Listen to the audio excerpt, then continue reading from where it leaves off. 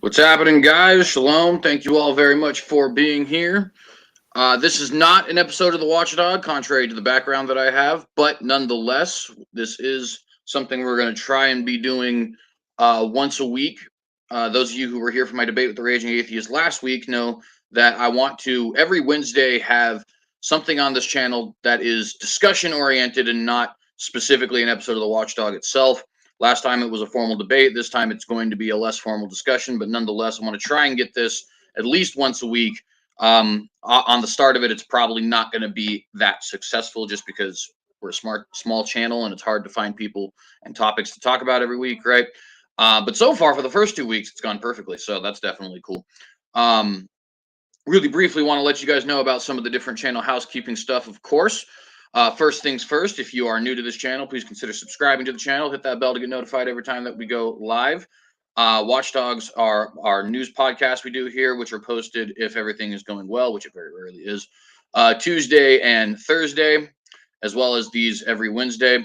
If you are interested in following me on different social media platforms, you can do that as well. I'm on Gab, Parler, which are the two I recommend you get. Definitely fight for our internet free speech by using the competition. I am also on Minds, Facebook, and Twitter as well. If you go to the tag The Synagogue, you'll be able to find me on any of those. So certainly appreciate anybody who wants to follow there.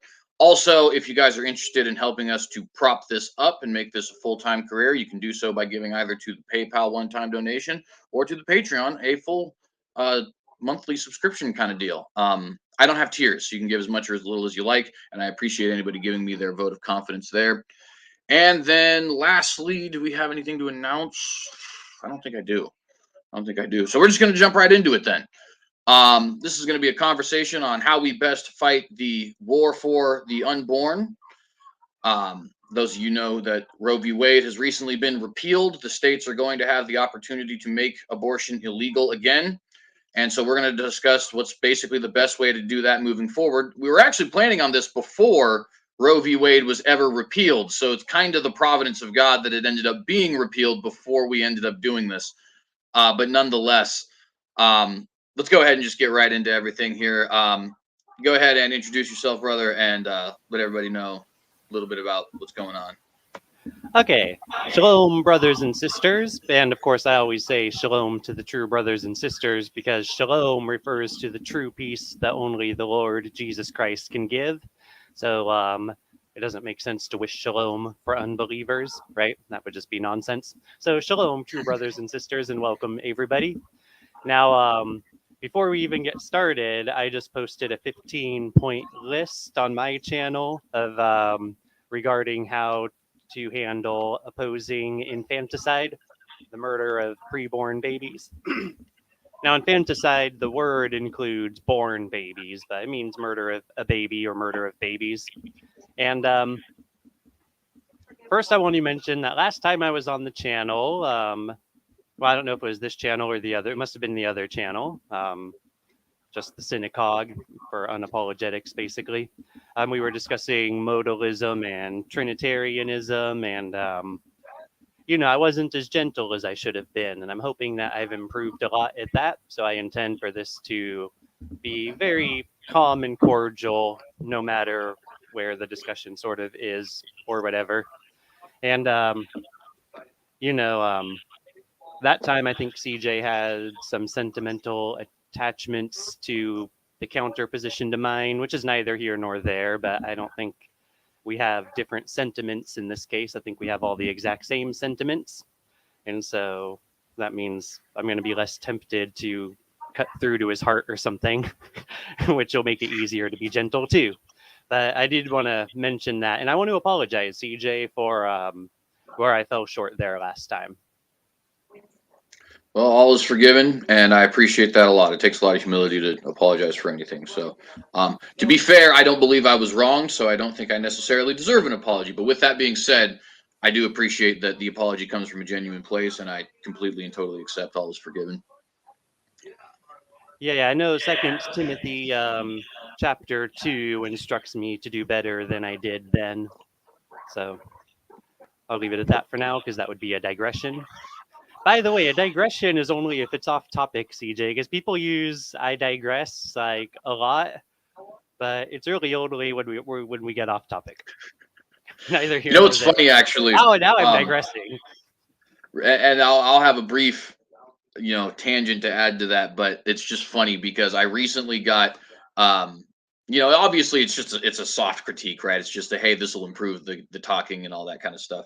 But I got a similar thing from somebody the other day, my dad actually, saying, "You say right too much."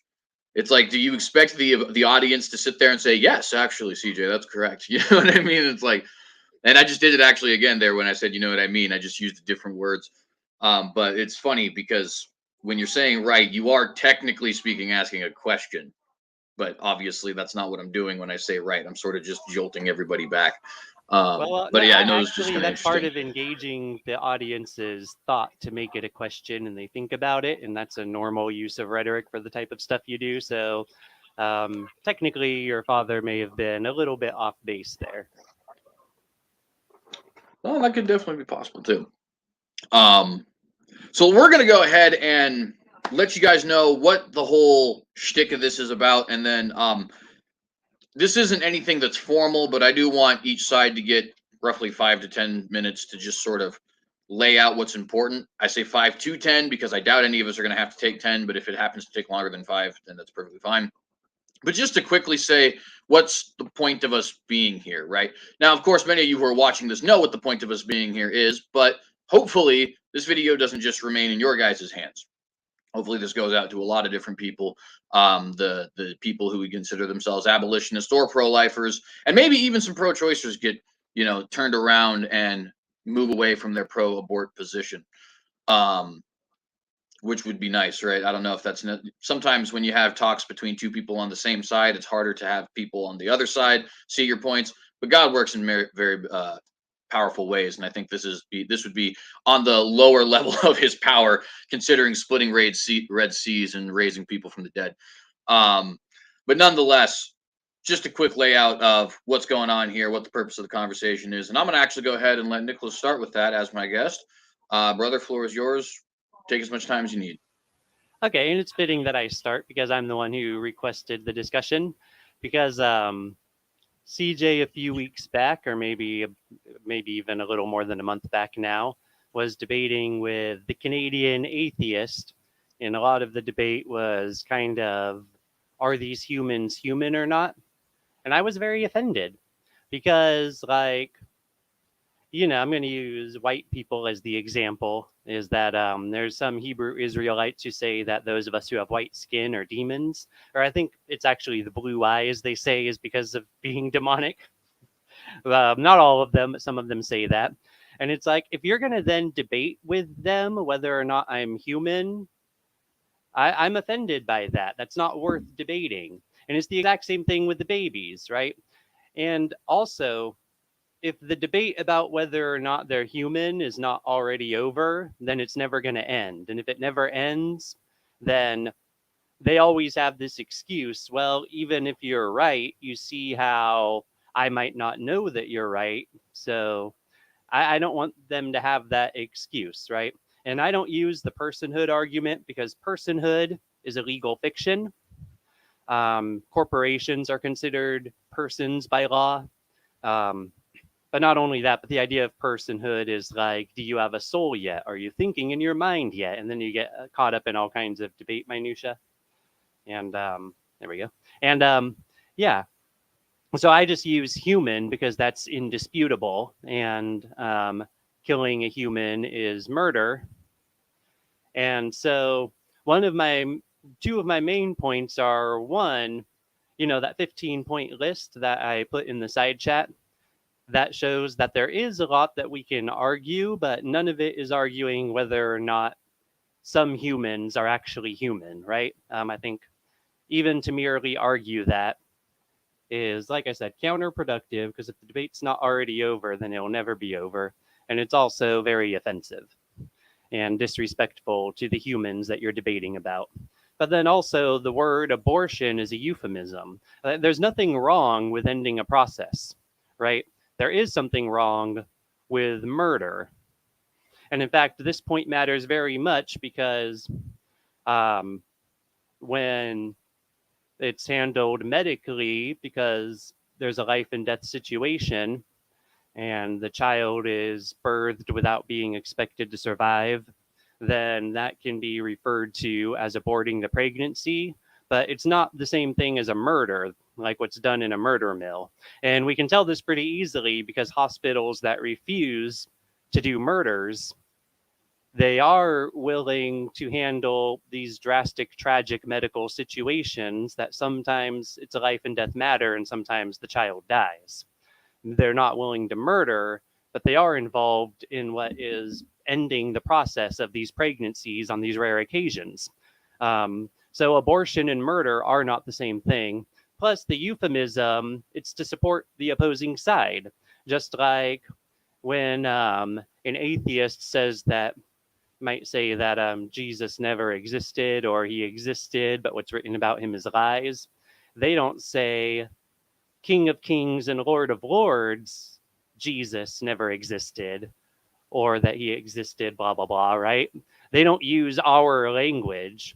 And rhetoric matters. And rhetoric conveys spirit while getting past some of our guard, right? Some of our, you can kind of subconscious, you can kind of, if someone's just going to agree to use the wrong rhetoric, then it starts just kind of subconsciously jumping past some of the defenses and getting into the subconscious, into spiritual matters. So rhetoric matters and spiritual expression and truth matters. And if the debate's not over yet, it'll never be over as far as whether or not they're human and whether or not it's murder. And so I have a lot of objections there. And then another thing came up last night, and this is something I want to clear up for CJ, is during your live stream last night, brother, I agreed with you about it's not the federal government's place to handle it. It is the state's place to handle whether or not the murder of the preborn is legal or not. But then I was thinking about it, and I'm like, well, it's murder. So is it really okay for any states to legalize murder? And so I looked it up, and first I looked it up very cursory. You know, does the Constitution protect life, liberty, and pursuit of happiness? And it said life and liberty, but not pursuit of happiness. That's just the Declaration of Independence. But when I looked into it, it's worded more like, and I have all this stuff ready. It's actually worded, all persons born or naturalized in the United States. Now, this part about being born is a matter of citizenship, but we're going to see that protections are not only for citizens. And so, therefore, we're not in a situation where it's mandating that we ignore preborn babies. Now, if it was a protection only for citizens, then the wording of the Constitution would not allow us to include preborn babies. But that's just for citizenship. So it says all persons born or naturalized in the United States and subject to the jurisdiction thereof are citizens of the United States and of the state wherein they reside. And this is Section 1 of the 14th Amendment. No state shall make or enforce any law which shall abridge the privileges or immunities of citizens of the United States, nor shall any state deprive any person of life, liberty, or property without due process of law, nor deny to any person within its jurisdiction the equal protection of the laws. Okay, so there we have that the Constitution actually does say that a state is not allowed to deny any person equal protection of the laws. So right there, I think this is a much simpler argument than the other one I was going to make. But I want you to be ready, CJ, to have open ears and maybe change your mind, because I think no matter how we look at this, I have very solid arguments. And of course, by default, I think I'm right and you're wrong when I'm here to disagree. But I do want you to be open to it. So it is not allowed for a state to, in here, you technically do have to make a personhood argument. We're getting into law. And like I said, personhood is legal fiction. So normally I'm arguing morality. And in the case of arguing morality, I would say stick to the word human. But if you're trying to cite a document that refers to persons, then I I don't know how to reconcile having to deal with that personhood debate exactly, because that's a very difficult debate because it's subjective. But I'll try to learn to address that and speak on it in the future. But it does say that no person within a state's jurisdiction can be denied equal protection of the laws. So any state where murder is illegal, they are not allowed to deny that to a preborn baby. And so I think we do see that the Constitution does force states to either legalize murder of all citizens, or else they have to ban murder of the preborn. And that's one of the problems, is that when we're saying abortion instead of murder, it can kind of be easy to forget what we're talking about and to overlook how straightforward this stuff is. This is nice that I don't have to make kind of a multiple step, more complicated argument. If CJ tries to refute this one, then I may go into more of the multiple step arguments, right? I will mention it. We have this. Oh, I'm not screen sharing. I should go ahead and be screen sharing. So I'm going to screen share the whole window. So I'll zoom in here. So here's that section 1. You can pause it. Probably not now, but later, and read it. But I read it word for word already. And then here is U.S. Code. I don't know how to read that Roman numeral, to be honest. I don't know what the L is, but U.S. Code, Title 18, Part 1, Chapter 51. That's 52. L is 50. Okay, so 52, U.S. Code, Title 18, Part 1, Chapter 51. And I think this S symbol might mean section or something. I'm not sure, but 1111 or 1111. But murder is the unlawful killing of a human being. Nice. So now we have the word human connected to this, and we know for a fact that a human becomes its own being that is being human at the moment of conception. So murder is the unlawful killing of a human being with malice aforethought. Now, they use a lot of specifications, such as, look, if you're doing a robbery, maybe you didn't intend to murder anyone, but you intended to do a robbery, and then you murdered someone in the process. That still counts as forethought of murder. So they mention child abuse more than once in here. So if you if you're not trying to kill your child, but you're abusing them and they die, then that's murder, that kind of a thing. It's not too long. I'll just read it. Murder is the unlawful killing of a human being with malice aforethought. Every murder perpetrated by poison, lying in wait, or any other kind of willful, deliberate, malicious, and premeditated killing, or committed in the perpetration of or attempt to perpetrate any arson, escape, murder, kidnapping, treason, espionage, sabotage, aggravated sexual abuse or sexual abuse, child abuse, burglary or robbery, or perpetrated as part of a pattern or practice of assault or torture against a child or children, or perpetrated from a premeditated design unlawfully and maliciously to effect the death of any human being other than him who is killed, is murder in the first degree. Any other murder is murder in the second degree. So it goes on from there. So I think this clearly includes murder of the preborn.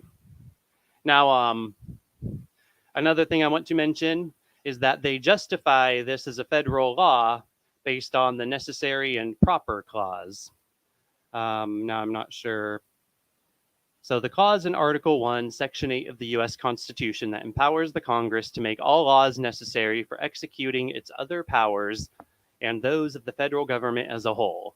Now, I'm just going to be simple about this. If I wanted to drive from here in California to Utah and pass through Nevada, but Nevada legalized murder, and CJ, I made a comment on CJ's live stream from last night on the Watchdog News show from last night about this. And CJ responded that it's up to the states to outlaw murder and not the federal government. But the federal government protects interstate travel. And I cannot safely travel through Nevada if murder is illegal in Nevada, or if murder is legal in Nevada. And that applies to the preborn. A preborn child, if let's say murder was illegal in California, obviously it's not, and then they wanted to drive from here to Utah, which you're driving through Nevada to get there. Let's say murdering the preborn was illegal in Utah. I guess it might be because it's run by Mormons mostly. But then when the child is going through Nevada, they no longer have the equal protection of the law because Nevada is defying the Constitution by giving some humans more protection and less protection than other humans. And that's against the Constitution, and the federal government does not allow it.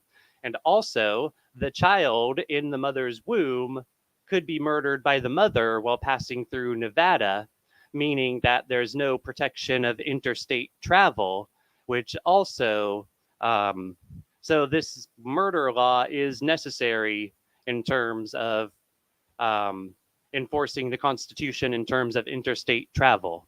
So I think I've made a lot of really good points here about there's the legality of it. I think I've won that argument. I think CJ is just going to have to agree with me, but we'll find out. And as far as the use of the euphemism abortion, I'm going to cite CJ as my case in point. If he was using the word murder, I don't know that this confusion ever would have arisen. And if it's that confusing for one of my favorite warriors in Christ, the siege, which that's funny because it sounds like a war thing now, right? But I just call him Siege because on Full House, DJ was called Deej by her sister, right? So I call CJ Siege. It is funny. I never thought of the militaristic aspect of that until now, but that is funny. Go ahead. Sorry. But you're good. And yeah, just because we're talking about battle. So if even in the case of Siege, is one of my favorite warriors in Christ, the euphemism abortion can cause, and he thinks carefully and he tries to be very carefully led. And if it can lead him a bit astray, then I think it shows that, yeah, rhetoric matters and spiritual expression and truthful words matter. There is nothing wrong with aborting a process. There is only something wrong with murder. If you could end a pregnancy without there being a victim, it would be fine to end the pregnancy.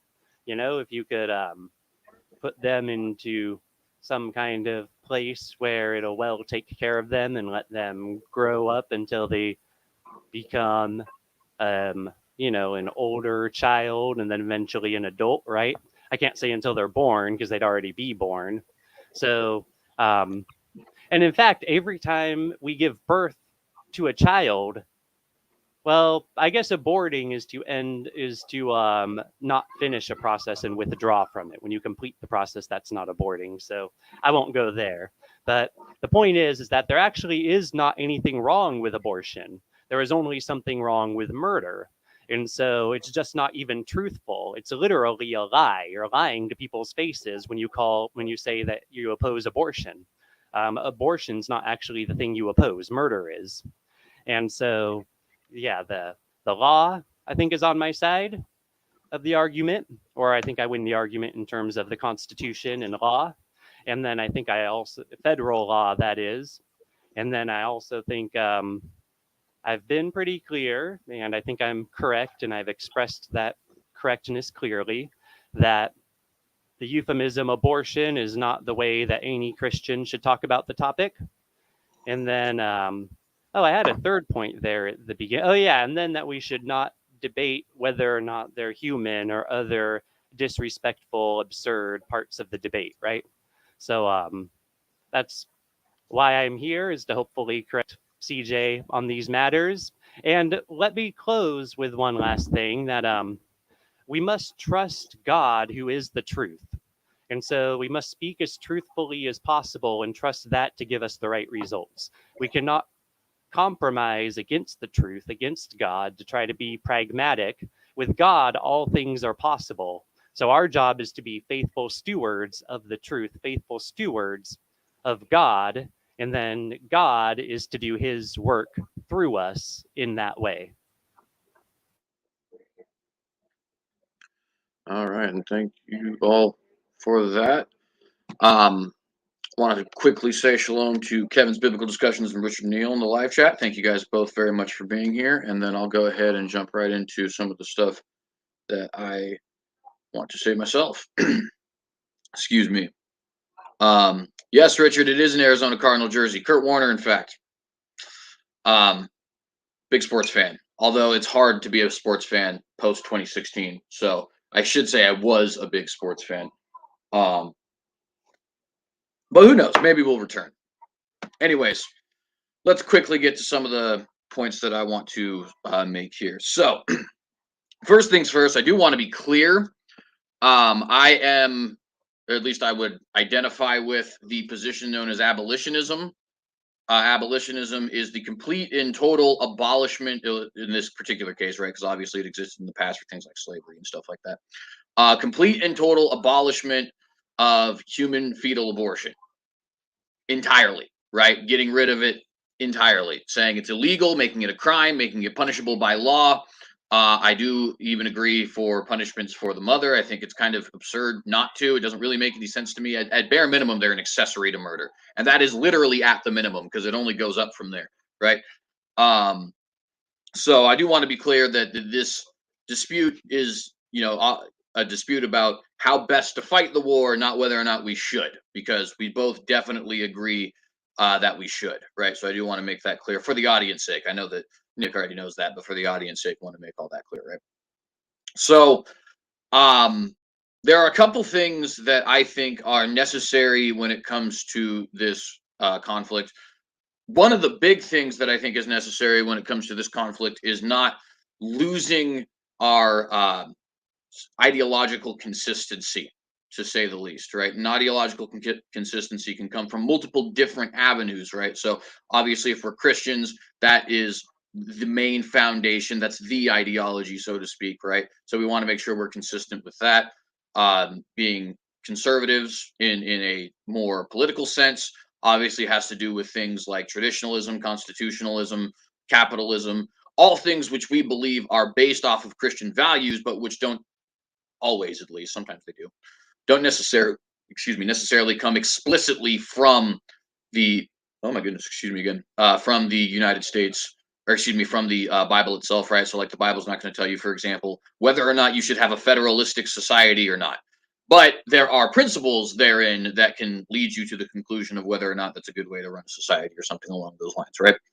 Although, and again, that's not going to apply for every single one. There are certain things which the Bible definitely would plainly address. For example, thou shalt not kill. And that's part of where we come here today, right? So, different areas of ideological consistency that I think we definitely need. One of the important things for me is the constitutional element of that, because that is, you could call it our secondary bedrock, so to speak. The immediate thing built upon the foundation, in other words, as far as those of us who would consider ourselves conservatives in the American sense, right? So the Constitution has a very strict way of interpreting itself that is given by itself, right? Namely through the 10th Amendment of the Constitution, which says that anything that is not explicitly delegated to the federal government by way of this Constitution is something that is retained either by the people or the states. And you can find that in the 10th Amendment and kind of hinted to in the 9th Amendment as well. When we have things like attempts to blanket ban certain things that we disapprove of, in this case, the murder of the preborn, right? I believe it does constitute a violation of that and constitutes us trying to, for positive, don't get me wrong, but nonetheless stretch the document farther than it's intended. And then in effect, we end up causing problems later on that can be very easily taken over by the left and used for their advantages. And I think in the case of a blanket abortion ban, that would be one of them if it was national, right? Now, we did have reference to two different legal codes here. One of them from the Constitution itself, the 14th Amendment, and one of them from the U.S. Legal Code, Congressional Legal Code, which the Title 18 would have come out, I believe, in about 1948. But the whole thing was first established in 1874, so a little bit after the Constitution, but still long-standing United States legal code, right? And I want to address some of those points that were therein because they are certainly points worthy of addressing, right? So, first thing in regards to the 14th Amendment, it's how do I even put this? There are a lot of us on the conservative side who don't know that the 14th Amendment should be there. It creates problems. It's created a lot of problems throughout the history of our country, not least of which is problems that we're currently dealing with right now when it comes to things like transgender bathroom laws and things like that. Now, some may say, well, this is because of a leftist interpretation of the 14th Amendment. And I don't necessarily think that that's always wrong. But the thing is it's not always right either, unfortunately. I think a lot of times when it comes to things like equal protection under the law, that does, just due to the wording of it, kind of eliminate things like gender distinction in the law, which would mean gender distinction in a public school setting or in a public work setting or anything along those lines, right? It very often can create problems for things like hiring. So, like, for example, you work for a Christian organization, you don't want to hire somebody who's blatantly living a homosexual lifestyle in your organization. Well, the interpretation of most who are reading that 14th Amendment would say equal protection under the law, you can't discriminate, right? And that kind of sucks to admit, right? Because you're saying, okay, this 14th Amendment has a protection in it that would absolutely positively grant, without any shadow of a doubt, all persons who are in the United States, which I believe persons is just interchangeable with human. I think it should be that simple in the law, right? And that would include the preborn, right? And perhaps we could even add something onto it that had at least that element of it involved somehow, right? Something that says, hey, look, if you are a legal person, you at least have legal protection under the law, and just kept that wording in and of itself, right? With specification to say that, like, certain things of a potentially literally discriminatory nature, but not harmfully discriminatory nature could still be okay, things like that. But notice you'd still have to edit the law, right? The point is the 14th Amendment kind of sucks. It, especially for those of us who are deeply conservative, for those of us who want to make sure that it should be perfectly legal for us to hire purely heterosexual teachers at our Christian school, or for us to make sure we have very strict gender distinctions in whatever we happen to be doing. I'll give you guys a perfect example of this working against us, and not even in the modern woke era. It's in the 1990s that the Virginia Military Institute was forced to become co-ed, because the Virginia Military Institute used to be specifically for men, right? Obviously, the Virginia Military Institute, of course, it was strictly for men, right? And it was ruled by the Supreme Court that under the 14th Amendment, under the Equal Protections Clause therein, and judging by the way it was worded, they came to the conclusion that actually Virginia Military Institute, since it is a public university, it receives public funds, it cannot legally discriminate against men or women, and therefore they had to allow women into their military institute. Notice that that has very far-reaching repercussions. It's not just we don't get the opportunity to say who's going to attend or teach at our school. This is a military institute. Those repercussions go forward to, okay, now we're kind of being forced to sort of backdoor agree with this idea that we should have women in combat and officerial roles and all this other kind of stuff, right? It kicks a door wide open. So that's sort of the big problem that we're going to run into, I think, with that consistently. I don't know that the 14th Amendment is a good amendment. It wasn't part of the original Bill of Rights. Not that that necessarily means that it's useless in and of itself. There are certain ones we've added that are very good.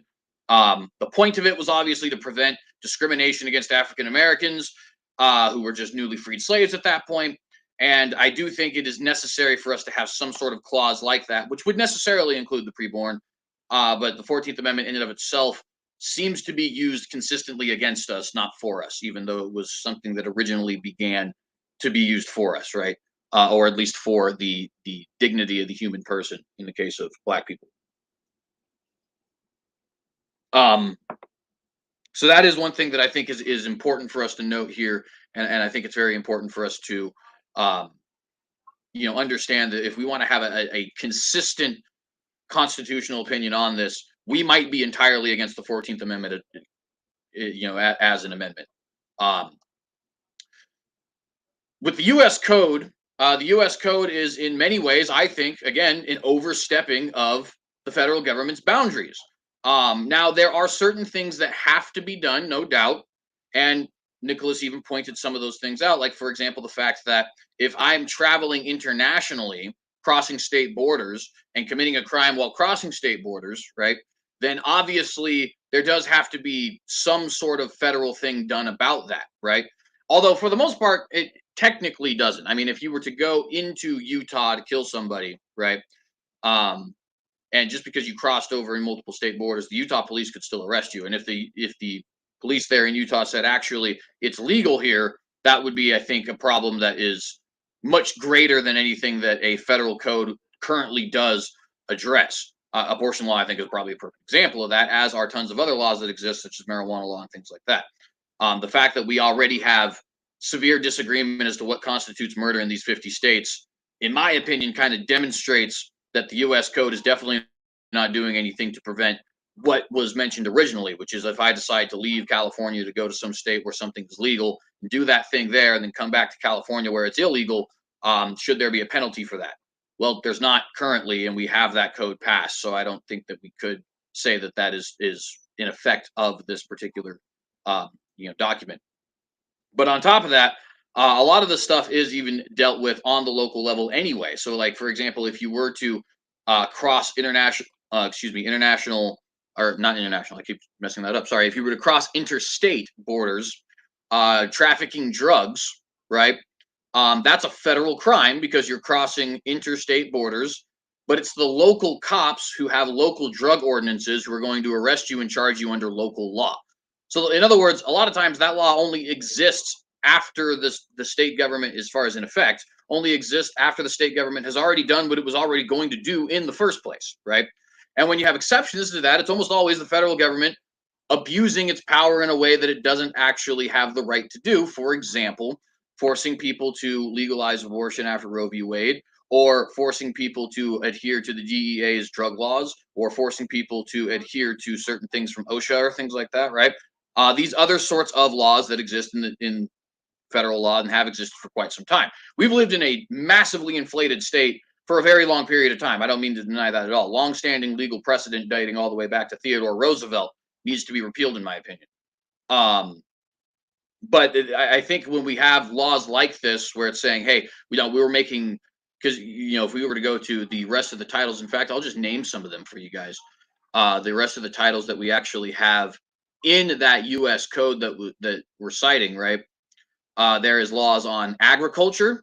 There is laws on bankruptcy, laws on census, laws on copyrights. These are federal laws, right? Not state laws. Laws on custom duties, education, food and drugs, hospitals and asylums, Indians. Yeah, the Title 25 is just entirely dedicated to Indians, meaning Native Americans, right? Intoxicating liquors, labor, right? I mean, we would certainly agree that with a whole huge portion of this stuff, it's either completely outdated, such as in the case of Indians, or something that shouldn't be the federal government's job. The federal government doesn't have a right to regulate food and drug. That should be the state's job, if anything. And I do think that there does need to be regulations there, of course. The international commerce or interstate commerce, that kind of thing could have regulation, but that's an economic regulation. That's not an agricultural regulation. That's not a food and drug regulation, right? You have all these different sorts of elements of that. And so I think that this is, that's another very important thing for us to recognize when we're talking about this whole idea of federal abortion bans. Is like, we have this idea put forward by precedent that we as conservatives have been fighting against for quite some time. Now, do you have to play team sports? Not necessarily. Obviously, conservatives can be wrong. I think conservatives are wrong very often. Nicholas also probably thinks conservatives are wrong very often. That's called being a thinker and not being a team player, right? A team player in a negative sense. But still, the point stands that we can't justify things that are likely unconstitutional on the basis of other things which likely were unconstitutional, at least as it was originally interpreted. And we got to remember, there's a lot of long-standing things here, including things in the Constitution, by the way. Technically, it's not unconstitutional at that point because, like, for example, when Prohibition was here, right, you have a legal ban on alcohol that would pass through all of the different what would you call that? Processes and all that kind of stuff, right? And it did so legally, and it did so legitimately, technically, but obviously the Constitution, as originally understood, was not meant to international or interstate ban alcohol. That's ridiculous. It inflates the government to a position it shouldn't be in, creates a whole bunch of problems. We all know how bad prohibition worked, right? So even if a thing is added to the Constitution later on, at least in spirit, in law, it's not unconstitutional at that point. But at least in the spirit of the Constitution as written, I think it can certainly be something that is overstepping the government's bounds as originally laid out there. And so those are things that I think are incredibly important for us. The other things here, we'll get into back and forth about it. I don't want to take too much time, but I just find that those things are very important for us in any portion of our legal lives here. I'll just give a quick example to that. I'll give two actually. So, for example, I don't think that it's decent for women to wear bras and booty shorts out in public. That being said, I don't know if that should be a crime. But then we can go a step further and say, okay, well, what about something like adultery? Should that be a crime? Well, I think it should. You are technically victimizing somebody. Should that be a federal crime? I don't know about that. I think the state can handle that itself, right? And if the state doesn't wish to handle that itself, well, in my opinion, that is God's judgment on that state, not giving them the, professing themselves wise they became fools, so not giving them the wisdom necessary to actually properly govern their population. But I still don't think it allows us to retreat to the positions that our enemies are taking. And that's the last part I want to end this with is we're not them. We're not and I don't mean that in the sense that we're better. I mean that in the sense that this is what distinguishes, primarily speaking, at least, the conservative side from the liberal side. We're the side that says we believe in rule of law. We're the side that says we believe in a small federalistic government. We believe in states' rights. We believe in the ability of the population itself to rule itself, at least to some extent, because of course we don't have a total democracy, nor should we. And I think that that's something we need to maintain in order to win this fight properly. But yeah, let's go ahead and get right into this sort of stuff. Hope that I was making sense to y'all, and appreciate Brother Timothy, who is now here. Shalom, thank you for being here. And okay, so should you can see there is a limit to how much I could write in a private chat comment, so my notes ended up where you could see them, half of them. I'll go ahead and put the other half of them where you can see them too, why not? But those are notes to myself backstage here. Now, I don't know if I should just go through this list of, I'll just summarize. I don't think you said anything to defeat my arguments. So I'll kind of go through this list. That'll be pretty fast, relatively speaking. And I meant to mention at the beginning that I think we have a lot to technically sort out. So it is going to be possibly a deep and lengthy discussion. And I think that's a good thing. That's what we're here for, is to get beyond scratching the surface, right? So when you mentioned ideological consistency, I think on the legal point, I was careful for consistency. And on the other points, which I know you didn't get to speak to yet, but I think that was basically the entire thing I was citing, was that we need to be ideologically consistent. So I look forward to when we get to go to the points about rhetoric and what we debate rather than the legal point. But we're just on the legal point for now, which is fine, one thing at a time.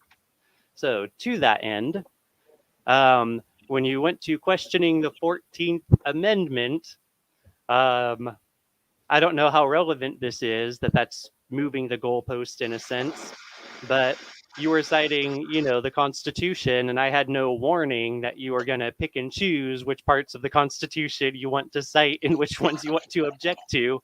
I consider that to be a bit of moving the goalpost, where I was prepared to account for the Constitution, and I think I did a very excellent job. And objecting to the 14th Amendment, objecting to part of the Constitution, I think that's you disagreeing with your own standard of the Constitution, right? And so let me because that is an interest, and of course these are all going to be interesting points that we need to dig into deeply. So that's the whole Now, point of being this is here, a right? good But one to stop on and buckle down on. Please do. yeah, well, and so this is perhaps a issue of assuming too much on my part. So the traditional constitutionalist perspective is known as originalism. It's or also can be called paleoconservatism or American Burkeanism is another way to put it, right? Because it's technically traditionalist conservatism. It's not libertarianism or things like that, right? Um, so the standard position there is that the Constitution, as originally written, is the primary um, basis for our law and how it should move forward. And evolutions of that should be based in the Constitution as originally written, which is why you'll have, and this is why I use the example of the prohibition case. And by the way, I'm making coffee at the moment, so I will be back on screen. But nonetheless, um, this is why I mentioned I believe it was 18th Amendment, whichever one it was that repealed the right to drink alcohol, right? You won't find a single constitutionalist who supported that particular amendment. And in fact, you won't even find most non-constitutionalists supporting it these days, but that's neither here nor there. If were to talk to the Ron Pauls, the Russell Kirks, the Ammon Bundys, and anybody else who's representing this position, what you would find is consistent agreement that that is in the spirit of the law, though not necessarily the letter of the law, an unconstitutional amendment. Which, of course, you can hear the sort of oxymoronic nature of that, but that's why it needs to be stated as originally written, right? Now, when you have things like the abolition of human slavery in our race-based system, right? That is something that you can clearly derive from the Constitution as originally written, because it says quite plainly, or at least it and the documents surrounding it say quite plainly that all men, without qualification, and men, of course, is used here to mean humans, are created with certain inalienable rights. So even though they may have only applied it to certain people at the time, by spirit of the law, you can see quite plainly how that would apply to women, how that would apply to children, how that would apply to black people, and so on and so forth. And the preborn, I think that's very important for the moment. Absolutely, I think that's exactly right, and the preborn as well. Um, now, I feel like you've clarified the moving of the goalpost point, but if you think you need to clarify more, please do. well, it would only be my only further clarification would only be to say that um, this is a consistent problem, and I freely recognize how it can sometimes feel like somebody who holds my position on this of strict Burkeanism, or which is the technical term for it. It can kind of seem like we're flat tiring people sometimes, because what we're actually arguing is the state has been overgrown for a really long time. So precedent dating back to before your granddad was born needs to be repealed. And that can be annoying, because sometimes people don't even people they just say, look, my entire life, the entire 80 years of my granddad's life, this has been the way it is. And so a lot of times, not always, but a lot of times, the constitutionalists are arguing, yeah, but it's not the way it should be. And so I do appreciate that can feel like flat tiring sometimes. Okay, yeah, and I'm not concerned about feelings. I just didn't know what the clarification on that is, so I'm glad to get it. Um, and with that, then the case that I made about trans state travel, that it is, if it is illegal for me to be murdered, because we agree that the preborn are equally protected. So let's just use me as an example. If it was illegal for Nevadans to murder me, then I cannot safely travel through Nevada. I think safe travel is part of the original intention of the Constitution. Now, is I don't know if um, the necessary clause is part of the original intention. I'm here to have an honest discussion, not win a debate. So I'll go ahead and give you what I think is the ammo you can use against me. But yeah, so what do you think of that approach to the topic? That obviously, if the federal government allows states to legalize murder, then they are not protecting safe travel. And that would also hinder commerce to an extreme extent, and those are matters of the Constitution. And yeah, and preborn babies should also be able to travel safely, just like me. Yeah, so that is actually one of the better points, and I won't necessarily answer it because I can't. I'll explain my thinking on it and why I think it's kind of why it is a good argument to make. So, before the days of free divorce, I promise this is totally going to be relevant, but before the days of free divorce, one of the things about Nevada that made Nevada particularly unique is that you could go down there. There's a famous saying: "Go to Vegas and get married, fly to Reno the next day and get divorced," right?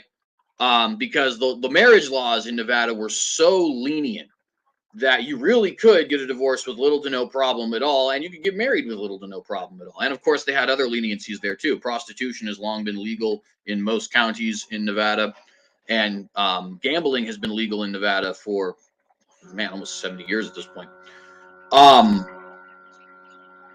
So is that okay? Right? It's kind of a weird, dicey element because prostitution, the reason most places had laws against prostitution and divorce, not necessarily gambling, but prostitution and divorce, is because there is an implied victimization, right? In the case of prostitution, very often the prostitute themselves are victimized, even in consensual cases, which is dicey in and of itself because if it's consensual, obviously there is level of culpability to go around, but there's still high victimization rates like pimping, and drug addiction and stuff like that, right? And of course, divorce very often involves victimization of the other party, the party that is not willing to the divorce, or potentially the party that is willing to get the divorce if something caused the divorce, like abuse or adultery. There's often children involved. There's often financial things, right? So, what does all this kind of bode for us? It bodes for us the question: is that okay? Is it okay for Nevada to have these really lenient laws in regards to these things, which clearly have victimization involved? Where out of state people abuse that in such a way that they want to, hey, I don't like my local Idaho laws. It makes it too hard for me to get rid of this ball and chain. So we're going to fly down to my home state, which actually is my home state, right, of Reno, or city of Reno in the state of Nevada, right? And we're just going to quickly get a divorce. Now, in the modern day, that wouldn't matter because every state's divorce laws are ridiculously lenient. But for a long period of time, a good half a century, that was a big problem. I don't really have an answer to that, if I'm being honest with you.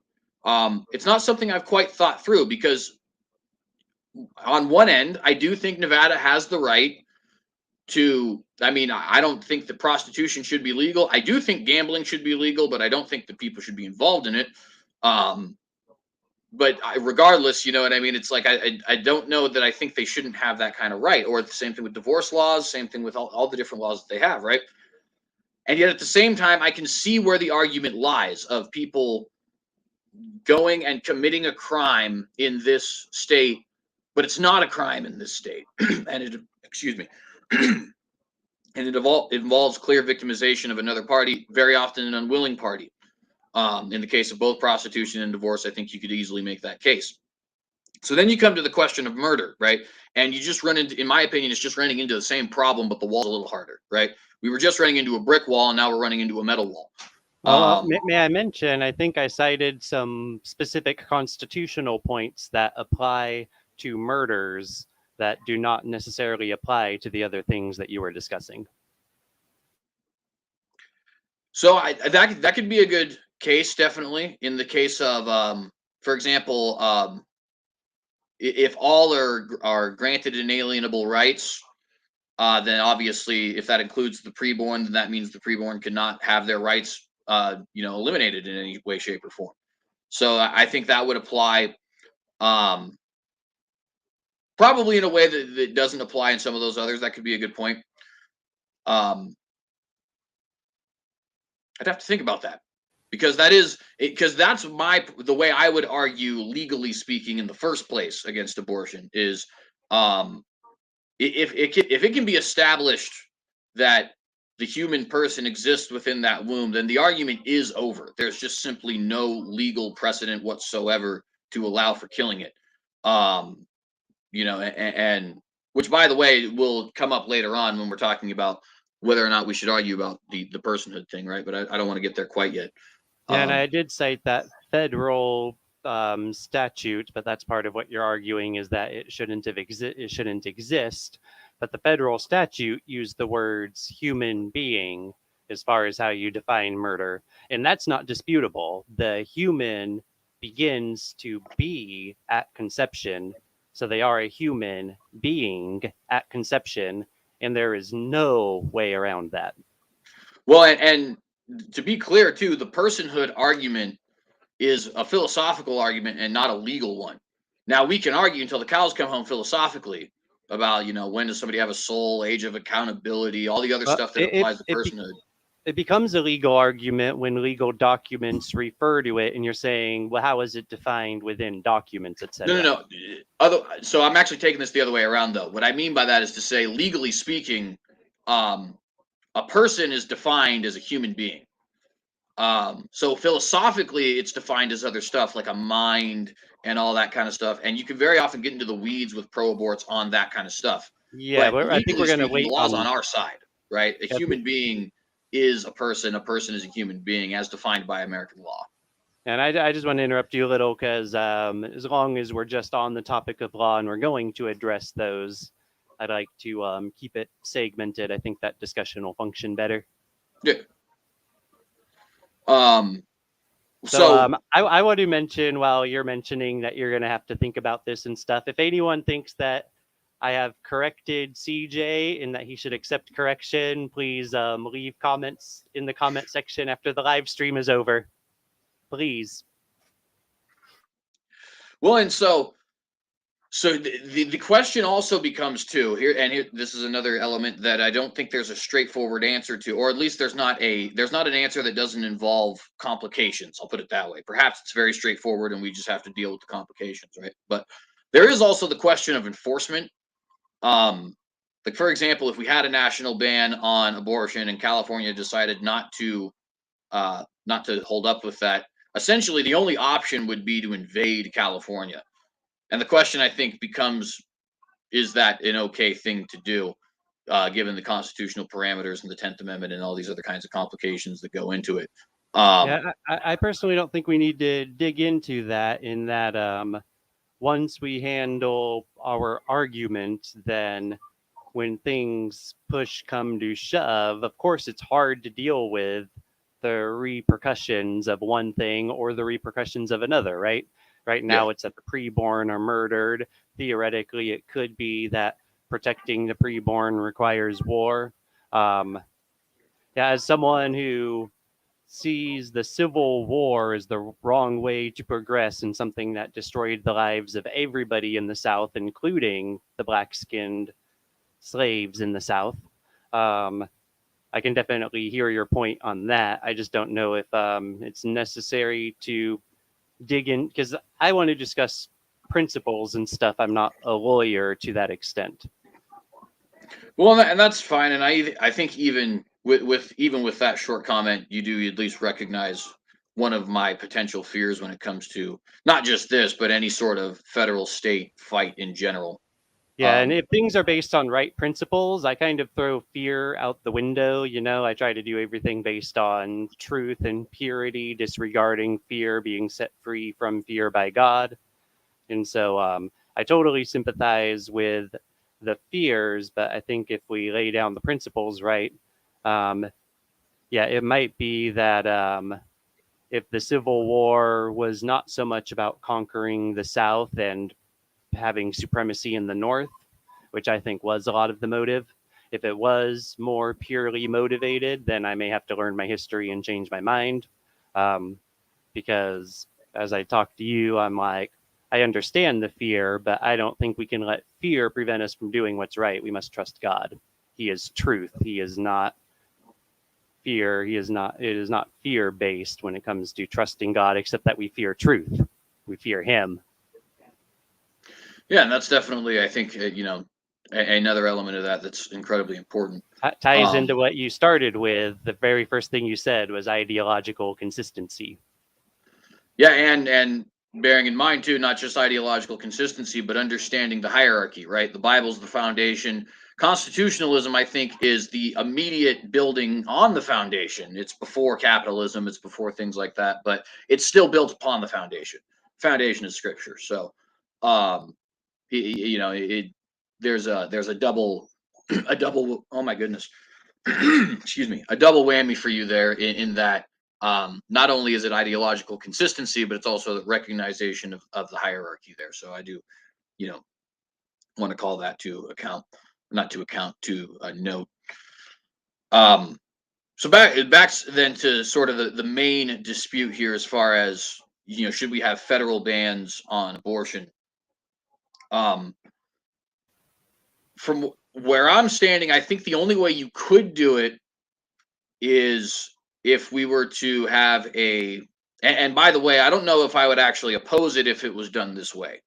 I think if we could have a constitutional amendment added, which well, I would like to see one that clarified the 14th Amendment in such a way that it wasn't abused in the way that it is, because you do need the general flavor of the 14th Amendment for certain, right? Yeah, and I would like to this is kind of my, I was kind of responding to you, and you've responded to my response to you a lot, but I haven't gotten very far into my response to you. So I would like to kind of assert myself in to the discussion more now, if I may. And yeah, but just real briefly, I just want to say this is one way I think we'll be on the same topic. We're going to be on the topic of the Fourth Amendment for a while, based on my list. Well, yeah, I guess that is true, right? We're still talking about it. Yeah, so go ahead, and you know what? I'll finish my because my coffee machine is literally just right. I'm looking at it, so I'll be able to listen. Me. Yeah. Mm-hmm. Okay. So yeah, so CJ was able to clarify how, from my perspective, it looked like he was moving the goalposts, but he does have an ideological consistency there, and we just didn't specify as much beforehand. So one thing I noticed about what he said about the 14th Amendment is that none of his concerns really did anything to refute the 14th Amendment, because they were all terrible interpretations. So if I can just go through the list, then that might give us a good context to discuss. So, for instance, hiring protections belong to business owners, not to potential employees. So the equal protection would be to all business owners, not to potential employees. Employees don't own the business. They have no right to have the hiring protected. So I even think that if someone wants to be an evil, racist person and refuse to hire people because of their skin color, well, I think we've seen with cancel culture, which in a sense can be a good thing, that they would pay the price for that. And that is the proper way to handle it. The proper way to handle it is not to twist what the equal protection should be. So the 14th Amendment, unless I'm mistaken, I would need exact words. I think it protects the business owner's rights in that case, not the potential employee's rights. Being allowed in a military institute is, I don't know of the Constitution specifying that people have a right to be in a military institute. So I don't see how there's any protections there. That's just not a matter of protections. So when people disagree about the definition of humans and the definition of murder and stuff, that's also not a problem of the 14th Amendment. That's just a matter that unbelievers are demonically sinful. And so that's just not related to the 14th Amendment either. And then, well, anything else that would be on the list is, so we'll stop there. So, yeah, I just don't think you gave a single example regarding the 14th Amendment that was actually a matter of the amendment having any shortcoming or problem, unless you can prove me wrong on that. But I think those were all just, I would refer to them as absurd interpretations. And if you might agree, I don't want to dig into the semantics of what means absurd or whatever, but that's a good way for me to state it simply. You listed absurd interpretations, but of course anything can be interpreted absurdly. So it sounded to me like if those were sort of the best things you had to say against the 14th Amendment, then it's a good amendment.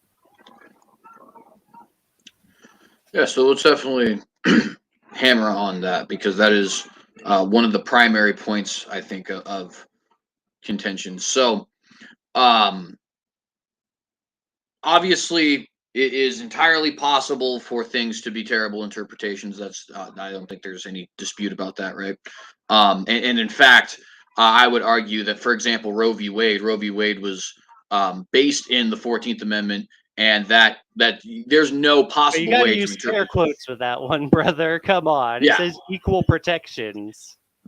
well, that's exactly what I mean, right? It is that Roe v. Wade was an example of. I don't think there's any possible way to interpret the 14th Amendment in such a way that you come to the conclusion abortion is legalized by it. There's no constitutional right to abortion therein.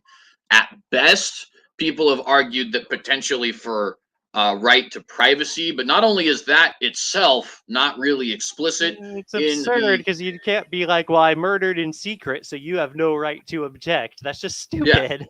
Well, and that was going to be the second portion, right? But the first portion is it's important to note it's also just semantically not true, right? There's no right to privacy in the 14th Amendment.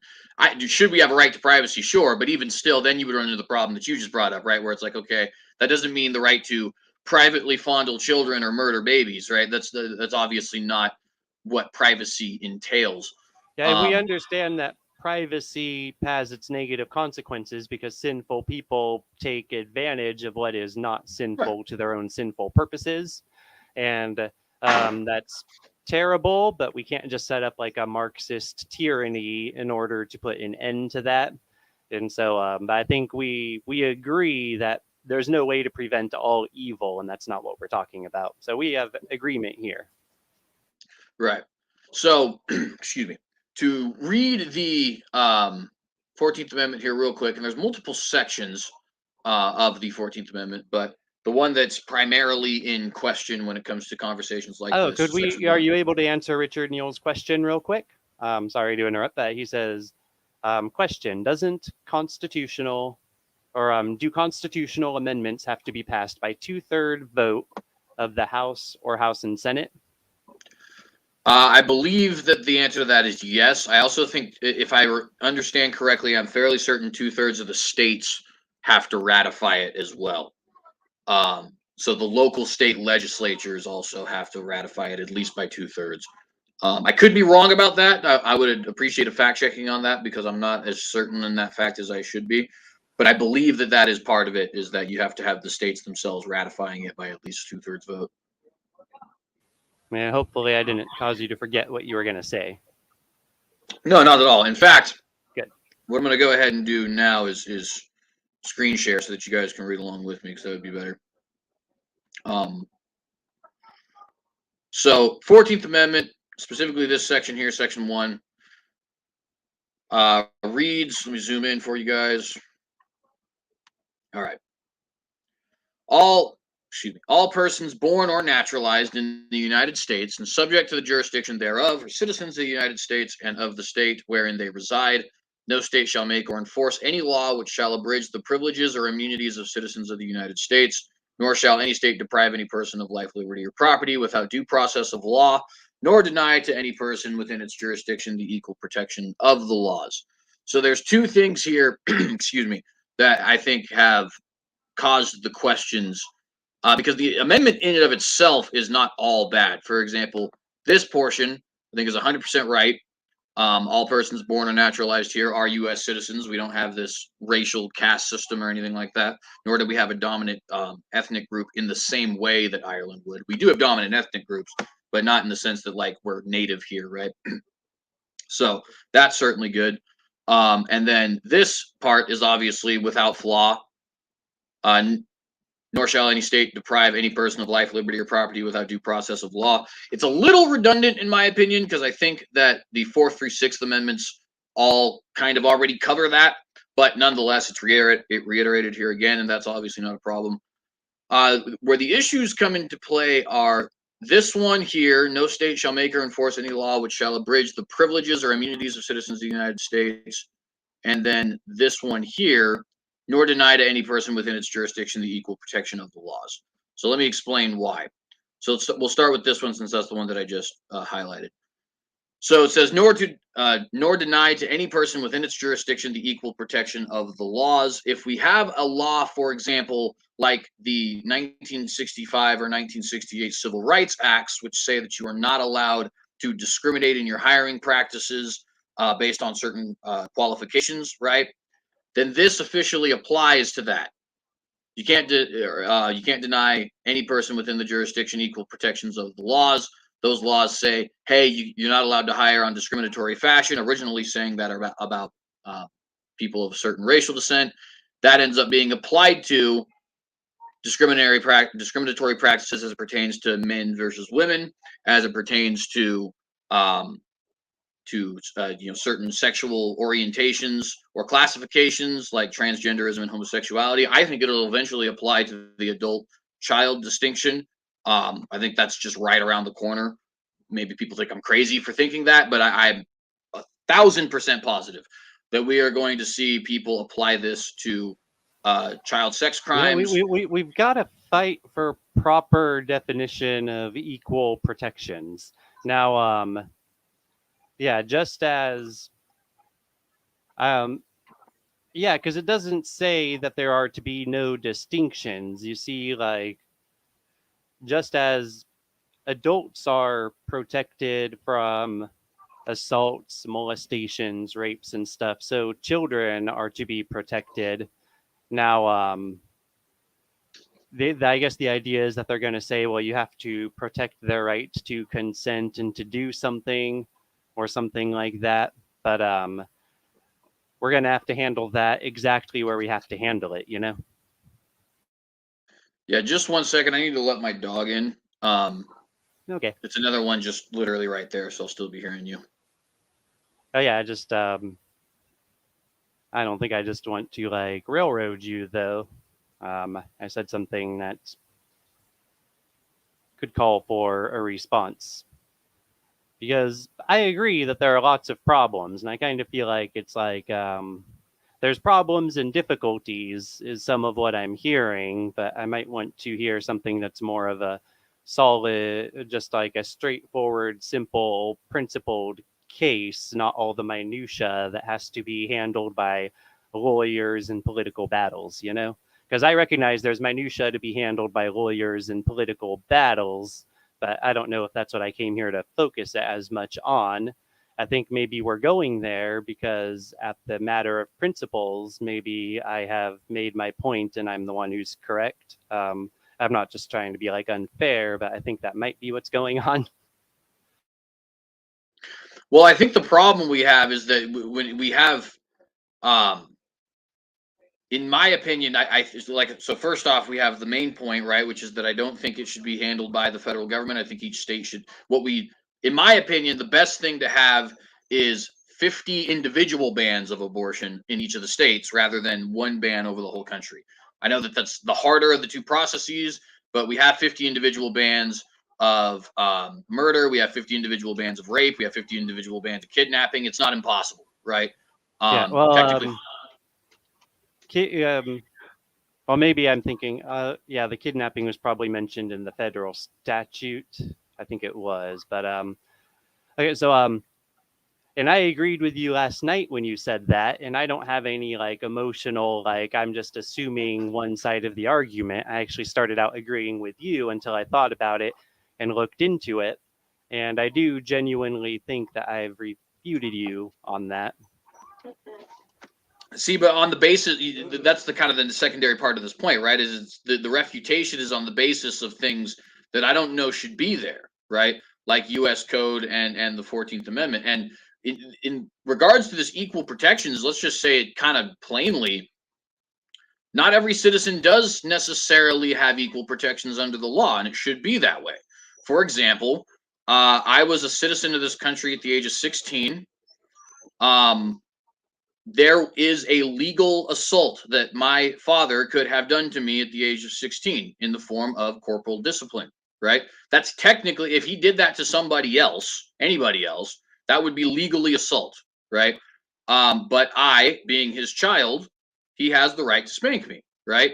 When I'm 16, Yeah, I living think that's individually. the strongest example you've come up with so far, as on a that it actually could make sense to interpret the law that way.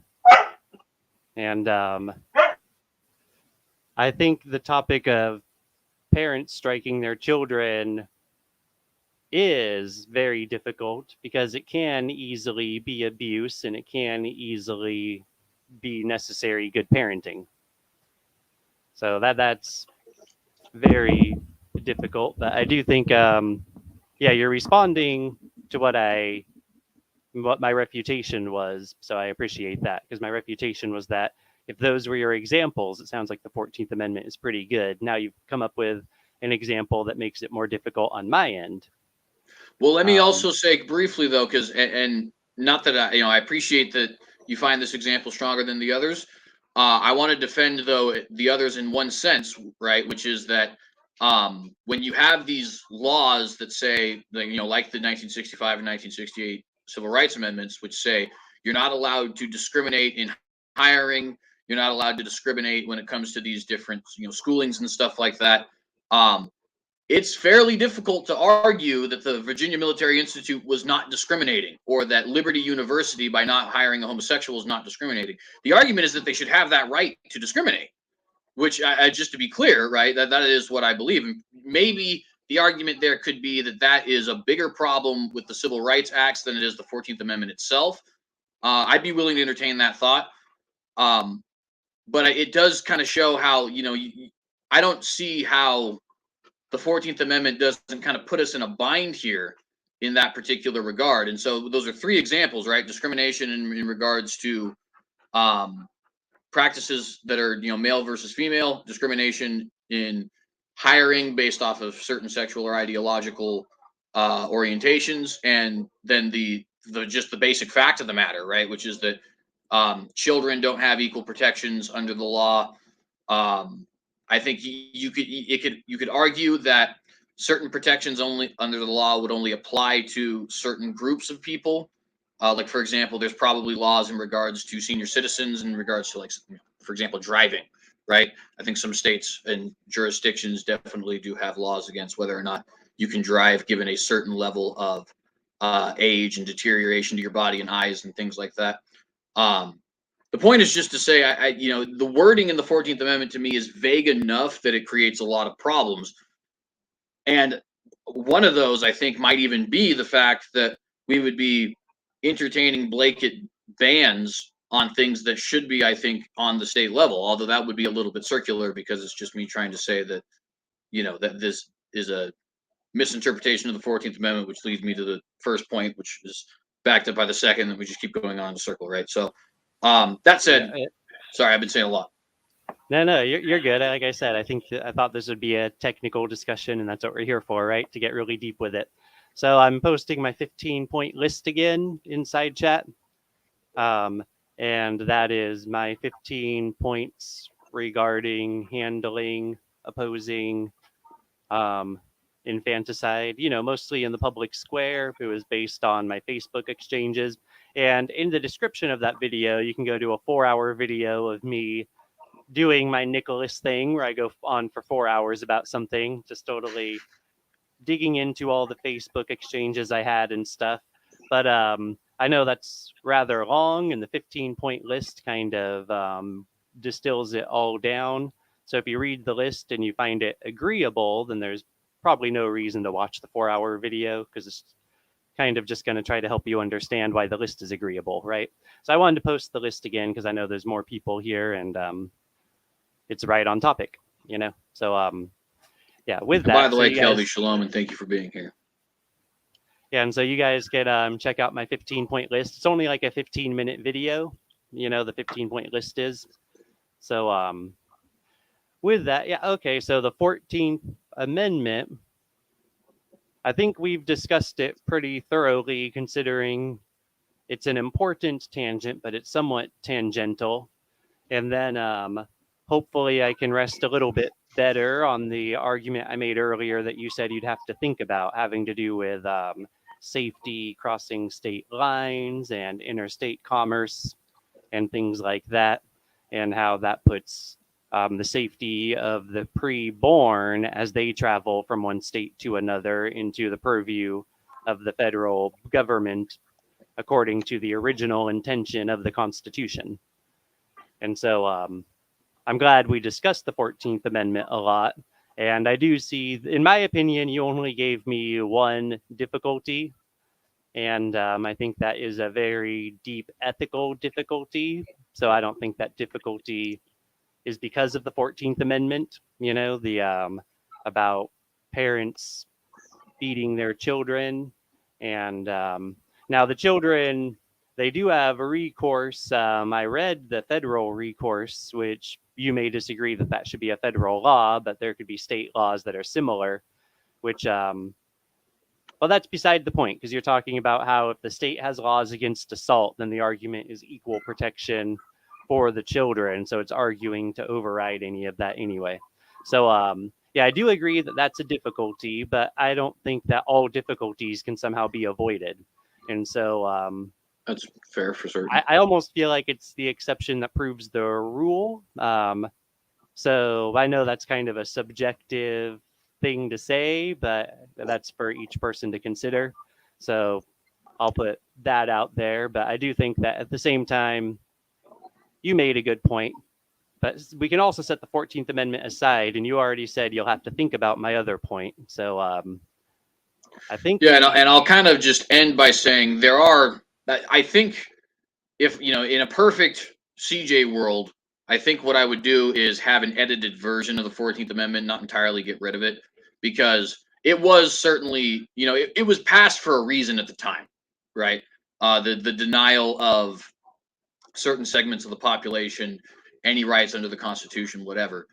That was certainly problematic. Now, I would say that perhaps the Constitution does already address that, which will come up, no doubt, in our conversation.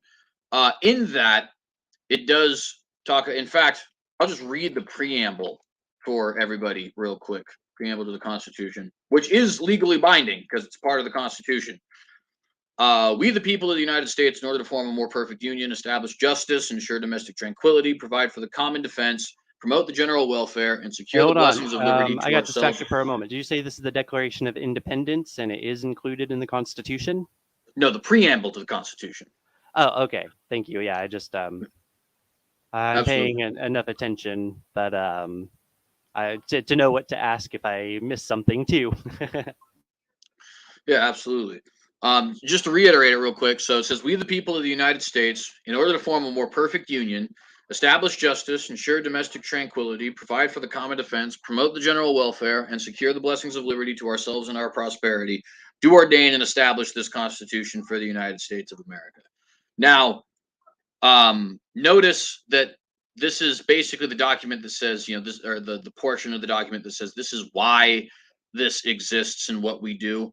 And a lot of people might actually think I'm going to the established justice portion of this, but that's actually not where I am heading with this, because we've already kind of discussed that into the dirt a little bit. But rather, it's to secure the blessings of liberty to ourselves and our posterity. I think a good case could be made that securing the blessings of liberty is already a kind of 14th Amendment in a sense, where you are essentially saying, the state shall not deprive any person of life, liberty, or property without due process of law. So So, the 14th that could be an Amendment to interesting. some extent is a clarification of here's how we're going to line up the Constitution with its own intentions in some sense. Yeah, and which is partially kind of where I'm getting at here, right? Is like I don't think it should be done away with. I just think it needs to be a little bit clearer, right? And perhaps that clarification would actually end up still making me wrong in this particular point anyway. Like I said, I did have to think about it. So nonetheless, let's move on. We do have other stuff to talk about. And yeah, that was Yeah, good let me technical see with conversation. my list here. So I do know that I mentioned that you had mentioned other laws within that same federal code. So I mentioned that, I'm being pretty specific with what I'm talking about because I'm not an overall lawyer. And so, while I agree that the rest of the code is a worthy topic, I don't think it's necessarily our topic. And I found it to be a bit of a digression, um, which I don't know if that's something we need to discuss, or we heard you on it. So now we've heard my response on it. I'm not trying to like smash you with my response or something. So I don't know if we have to dig into it. And then on the 14th Amendment, I was thinking a steel man of equal protections may be marriage for man betters and woman betters. And so this is one last point on the 14th Amendment that I had to say, and you may have a response to this, because I think the answer to that is just that words have definitions, you know? There just is no such thing as a woman marrying a woman or a man marrying a man. That's just not what the word marriage is.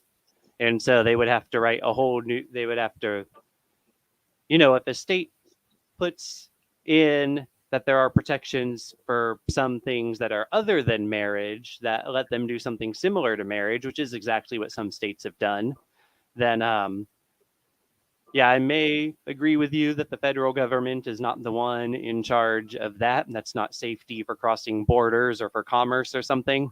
And so I'm not here to argue that or figure out what I think about that.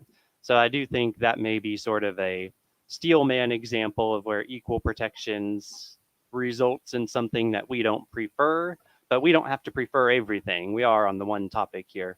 But that was Well, and for the record, the last point that I had on the 14th Amendment, though.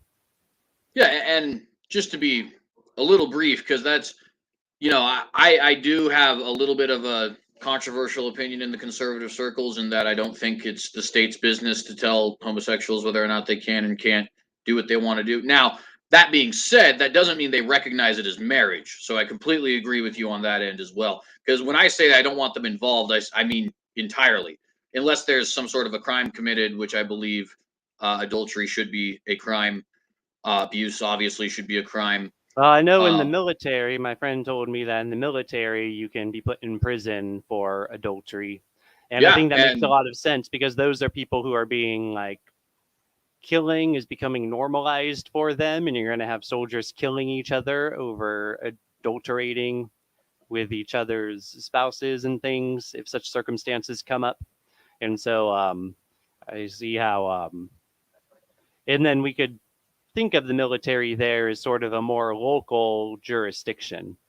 So as far as I think the more localized you get, the more freedom you have for the laws to be somewhat intrusive, because it's like, well, that's what this place is, and we've established what we are here, and there's the whole rest of the nation to go to if you don't agree. But if every place in the nation locally does the same laws, kind of a thing, then that's just the natural living of people on the ground level, right? Right. And if you just totally disagree with the people around you on the ground level, that's going to make your life harder. We know that as Christians.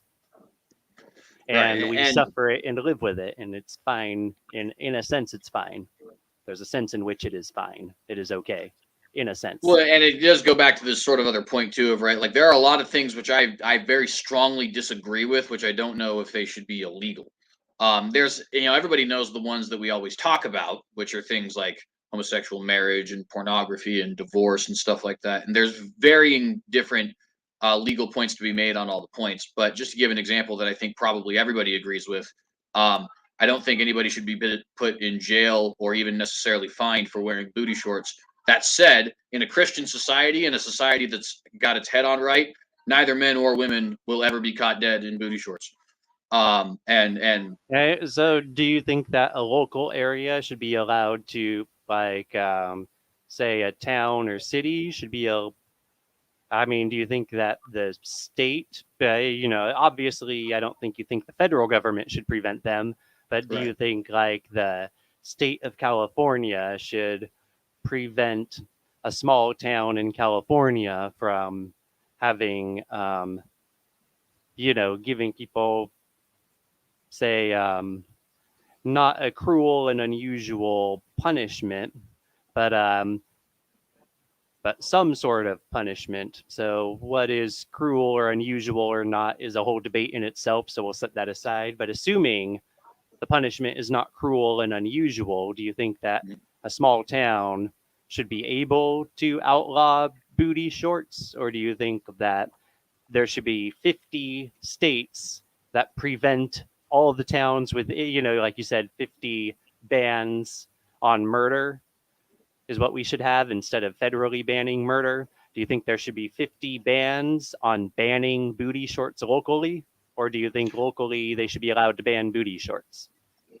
Well, so that is a good question. I would say that I don't think any locality is got any precedent for being told no, right? So if they do want to pass that law, I think they do have a right to pass that law.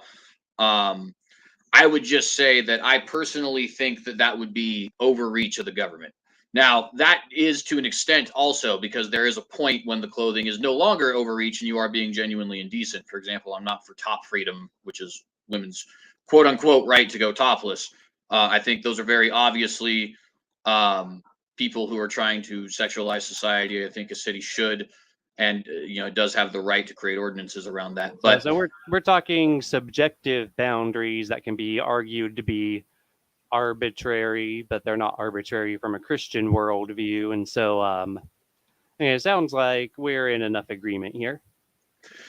yeah, and the main point of it too is just to say that I've often used the analogy of like if you put a hooker in a hijab, you've accomplished nothing, right? In other words, the point is just because she's superficially modest doesn't change the fact that she's a hooker. And so with a lot of these things, this is Yeah, also because I similar to bet my they views. have. I bet there are people who do that in the Middle East, and they are wearing probably. I mean, For maybe sure. less these days because most of the Middle East has somewhat liberalized. But it wouldn't have been too many years ago that if a woman was prostituting in the Middle East, she would have been doing so from behind a hijab when she was on the selling end. And then when she's on the delivering the product, that's when the hijab would have been removed. Right, and the other thing about it too is this applies to multiple things, right? So like you could say, for example, cigarettes. I don't think cigarettes should be illegal. I do think that nobody should smoke them, right? But I'm distinguishing between what I think you should do and what I think the law should come into your business and do. Now, with that said, if somebody did ban cigarettes, it's not the federal government's job to get involved with the state's right to do that. The state does have the right to ban cigarettes, and so does a local city. I just don't think they should, right? So there is multiple levels to that kind of law in and of itself. But as a believer in localism, I do think, provided nobody's rights are being violated, localities do have the right to be pretty intrusive. I just don't think they should be pretty intrusive. You know what I mean? And that continues to go down, right? And things like Yeah, Big Macs.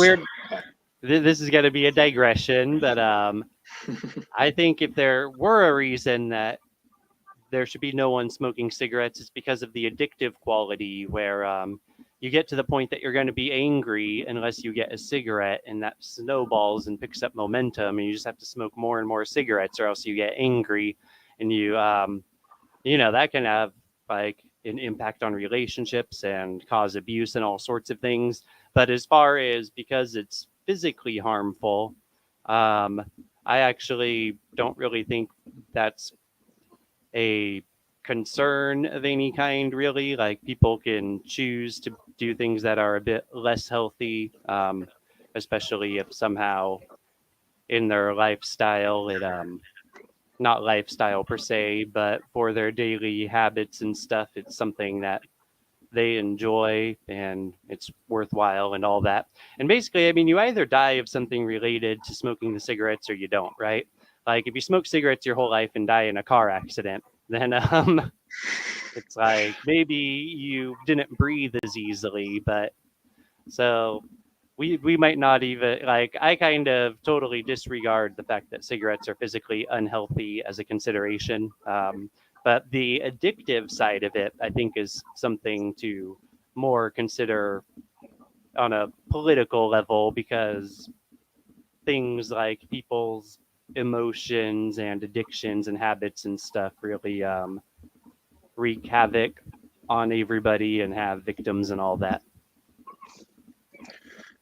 Yeah, and it is it is an issue that I think is, for me, more of a question of personal liberty than anything else. Um, I stretch the personal liberty thing very far, but I also stress the um, the right of localities to pass their own laws pretty far as well. And I think both of those are enumerated clearly in the Constitution, which is part of why. And I also don't think they're in fight with each other. I think the best way to preserve individual liberty is, in fact, to preserve localities' rights to govern themselves. Um, Very but good. We have a lot of agreement. And looking at Kevin's making kind of a joke, asking an off-topic question because we were so off-topic. But I think there's a sense in which the topic also became a topic of law applying, you know, and so that was so fundamental to this that it wasn't too much of a digression to iron it out even on that level. In my opinion, I brought up my last point on the 14th Amendment. I think we've done Mhm. enough of ironing out law, and you have some things to think about. Now, given how I've responded to the things you've said, I kind of feel like, like I said, there was the difficulty with the 14th Amendment, but I think there's always difficulty with things, and it was sort of the exception that proves the rule. So, just to be honest, I don't know if I'm left with something to think about much. I think I have all this harmonized and worked out already. Now, I'm someone who always is thinking about things and maturing. So obviously, if there is a reason for me to think about it, I'm not saying I'll plug my ears, but I'm just wondering, do you think I've listened well so that, or do you think there's something that I'm missing that you would like to reiterate before we leave that topic aside? Um, I mean, I think probably I think you've listened well. So just to get that part out of the way, I don't think you've been dismissive. Um, obviously I do still have my sort of preferred thing here. I will say that, and I was actually kind of surprised that this wasn't brought up. In my opinion, I do think the Fifth Amendment, because the Fifth Amendment does already talk about not being withheld Well, life, I liberty, or don't know the property. Constitution very well, so that's probably why it wasn't brought up. Fair enough. Fair enough. Um, but the Fifth Amendment does say life, liberty, property shall not be deprived without due process of law. Um, that is Yeah, I think effectively an abortion ban, if you think that about would it. be deprived by the state, right? So if it's mothers murdering their children, I don't know if that's the exact same thing. So there was similar language like that in some of what I brought up, but I didn't stress it because it seemed to be talking about what the state does, not what a mother does. And so I Well, think when so it comes to I what the think, state does, we discussed it in that way already. yeah. But at any rate, let's go ahead and get to, I think, some of the other points here. Oh, I Because wasn't we have, trying to cut you off, but I was trying to clarify. So, you know more about the Constitution than I do. Am I off base there, or because you're I have saying studied it quite a bit. But so as far as because the thing is, there is elements of truth to that, and you. So let me get in. It's kind of an annoying example, but it and is an example that works. Facebook has a right to censor your speech, right?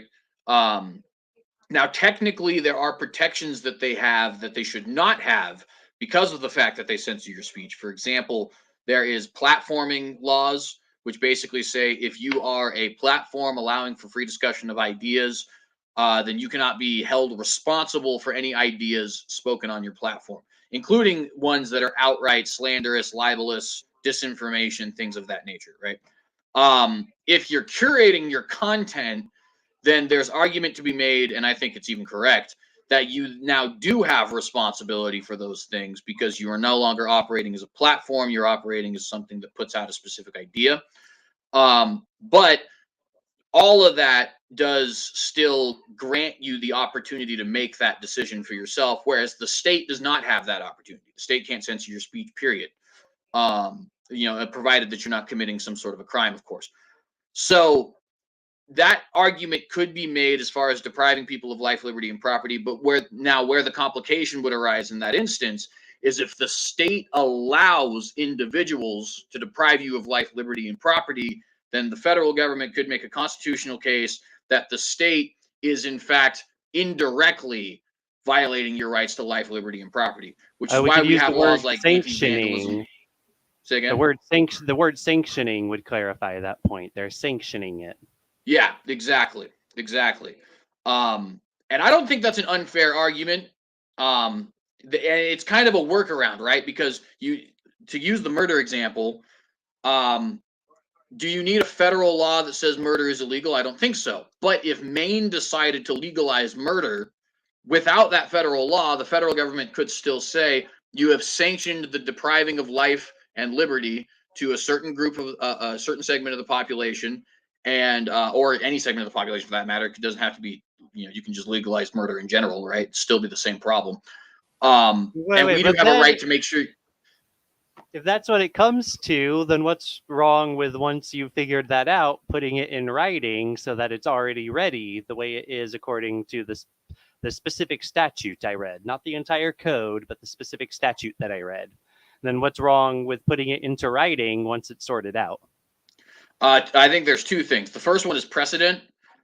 We don't want the federal government to have the idea that they're passing legislation in that sense, right? Because that's a big problem that we're fighting when it comes to all the, there's tons and tons of examples of the federal government doing things that they don't have a right to do. And a lot of that is set off the idea of precedent, right? So if they don't actually have in writing, X crime is illegal federally speaking, but there is still a workaround where they can say the state's not allowed to make X crime legal. I know it's technical, it's kind of dumb, but these kinds of things are very important when it comes to legislation, right? So I think that's a good answer. Well, and there is a second one too, which is bureaucracy, right? A lot of times when you have expansion of the federal government and expansion of the law, you also have expansion literally of the federal government in terms of budget and employees and all those other different kinds of things. Quintessential example of this would be prohibition, right? When you banned prohibition, or when you banned alcohol, right, you now have to enforce that somehow. Well, how do you enforce that? By virtue of a federal bureau of investigation, though it's not quite called that yet. You know what I mean? And so you have this huge expansion of the state, because now you got to fund those people. Now you got to hire new people, which means you have new government employees, which means you have new regulations dictating what they can and cannot do, and all this other kind of stuff, right? And that's another problem I think that is that should prevent us from having a new law in and of itself. So it's the two answers to reiterate very quickly. One is precedent, two is bureaucracy. Okay. And then and those are good answers. And one of the reasons, because like I said, some of the wording that I had was similar to what you cited from the Fifth Amendment, but I gave my reason that it seemed to be about the states themselves. And so, but one reason that I didn't bring it up at all was I was just trying to prepare to have a solid case. And certainly from my perspective, I didn't know how that would be a solid case, right? So, okay, now we've really ironed out just about everything we can. And, I like to get a job totally done while we're doing it. So I'm glad we did.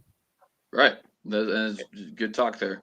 I had two more major points that need to be discussed. I don't know if there's anything that hasn't been brought up at all. Or yeah. So then the other 2 points are rhetoric and the personhood one. So I want to kind of hammer on the personhood one real quick, because I think that is a not that I don't think the rhetoric one is also an important conversation, but I think that the personhood argument is in line. I'm taking these as what I see as most to least important. Not that any are unimportant, but I think that the legal case is the most important thing. Interesting. I would probably go almost the exact opposite way around. That which is more about spiritual matters is the foundation of what's going to result from people's either obedience to God or obedience to sin. And that's ultimately what's actually going to matter most. So I think we have an opposite order of what we think is most important and least important. Well, and I think part of it too might be what we're attributing to it as well, because so that is I guess a different way of going through your brain than the way it went through my brain, right? So the primary part was, you know what it probably is actually. I'll just briefly say, I think it has a lot to do with the fact that I debate a lot. So the legality is the thing I address first because it's the thing that has effect in whether or not we can make this legal or not, and then And the second. I was I going to was say just in gonna say the response to second. that, like I'm especially spirit first, spirit foundation focused. Like that's how Christianity should be more so to whatever extent. And I'm kind of on the extreme end of that spectrum when it comes to being spiritually focused, then ideologically focused, then action focused, you know? Hmm. So with that, then let's get to that point because I didn't address that at all in my startup too, right? So this will be actually us turning to a page that we haven't turned to yet. Um, so when it comes to arguing the questions of personhood and things like that, I have two main reasons. Actually, it would be three main reasons, but I guess the third one is kind of a sub reason um, for why I think it's a necessary means. The first one is just that it is an active point of debate. It shouldn't be. I freely recognize that it is offensive to those who are being told they're not persons. Um, and I would just grant that, to be honest with you. And I think that's a very real thing that we should definitely come to terms with, not just in a mental sense, but also in a very sympathetic sense. If we were in the 1850s and we were trying to argue with somebody who thought that black people weren't people, that they indeed were, for a black person to be listening to that conversation, it would be deeply offensive. And I freely grant that. What I would try to share with that brother, presuming that I mean we're brothers in humanity, so I guess I can still call him a brother. Um, but what I would try to share with them is, look, you have to understand that this is the point of contention. And if this falls away, there's nothing left to contend, right? So, because this is the point of contention, I freely recognize that it shouldn't be and it sucks, but this is where I think we've got to get them. And one of the big reasons for that, which brings me into point number two, is it's not just a point of contention, it's a point that people actually believe, right? So, like, for example, when I'm arguing with um, local, maybe they're an atheist, maybe they're a nominal Christian, maybe they're just a Christian who's, serious about the faith, but they haven't quite applied morality to their life yet. We see people grow in their walk with God all the time. But speaking with them about the reasons abortion should be illegal, right? And why they should indeed want to fight for it.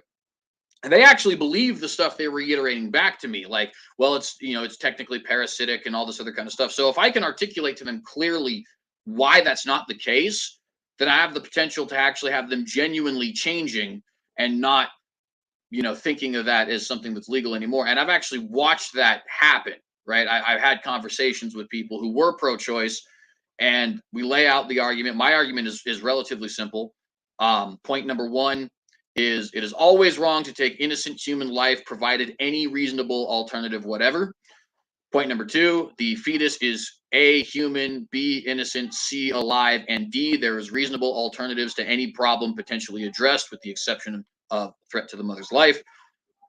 Conclusion, abortion is wrong always, with exception to threat to the mother's life. Okay, I'd like to And meet you here because yeah, go ahead. my one of my objections is that actions speak louder than words, right? The thing is that if we are right in our argument, then it's not even debatable.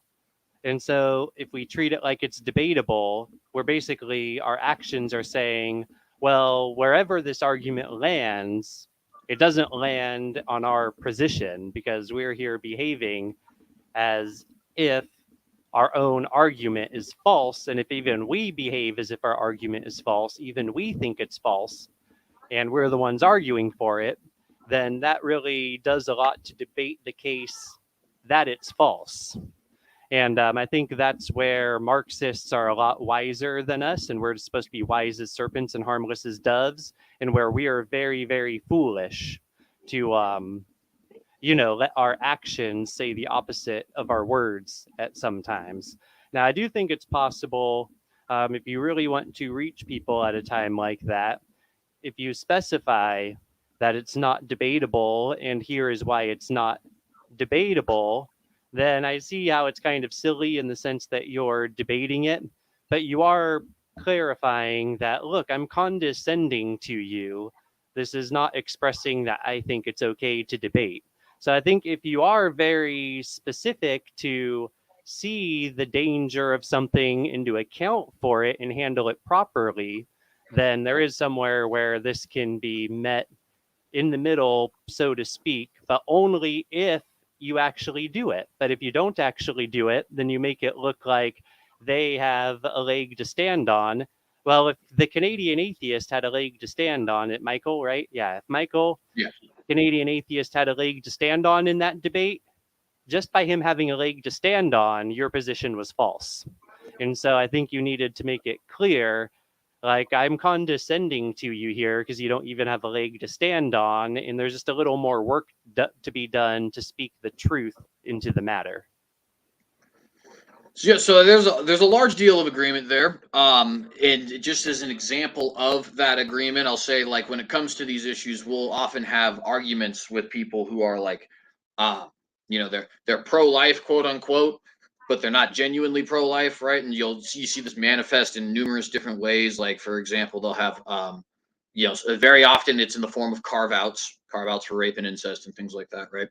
But sometimes it's even things that are beyond that, like, oh, well, we're okay with it in the first trimester, or, well, we're okay with it, but we don't want legal punishments, or, I will say a lot, but when we actually have something passing, I'm not going to vote on it, or I'm not going to vote for it, or something like that. And there's a lot of different, areas of that as well. I think one of the biggest ways that we see that is by claiming victimhood on the part of the mothers, which is absolutely incorrect at all. I would agree with a ministry which wishes to sympathize with people in so much as we all recognize we're sinners and in need of a saving God. But anything beyond that is an absolute travesty, in my opinion. With that said, though, I think Amen. that appreciate that. Um, I think you kind of acknowledged a little part of why I like to debate this in the way that I do, right? When you said it's not debatable and yet it's kind of oxymoronic because we're going to debate it, right? And that's kind of exactly what the point is. It's like, look, y'all have to understand we don't have any middle ground here.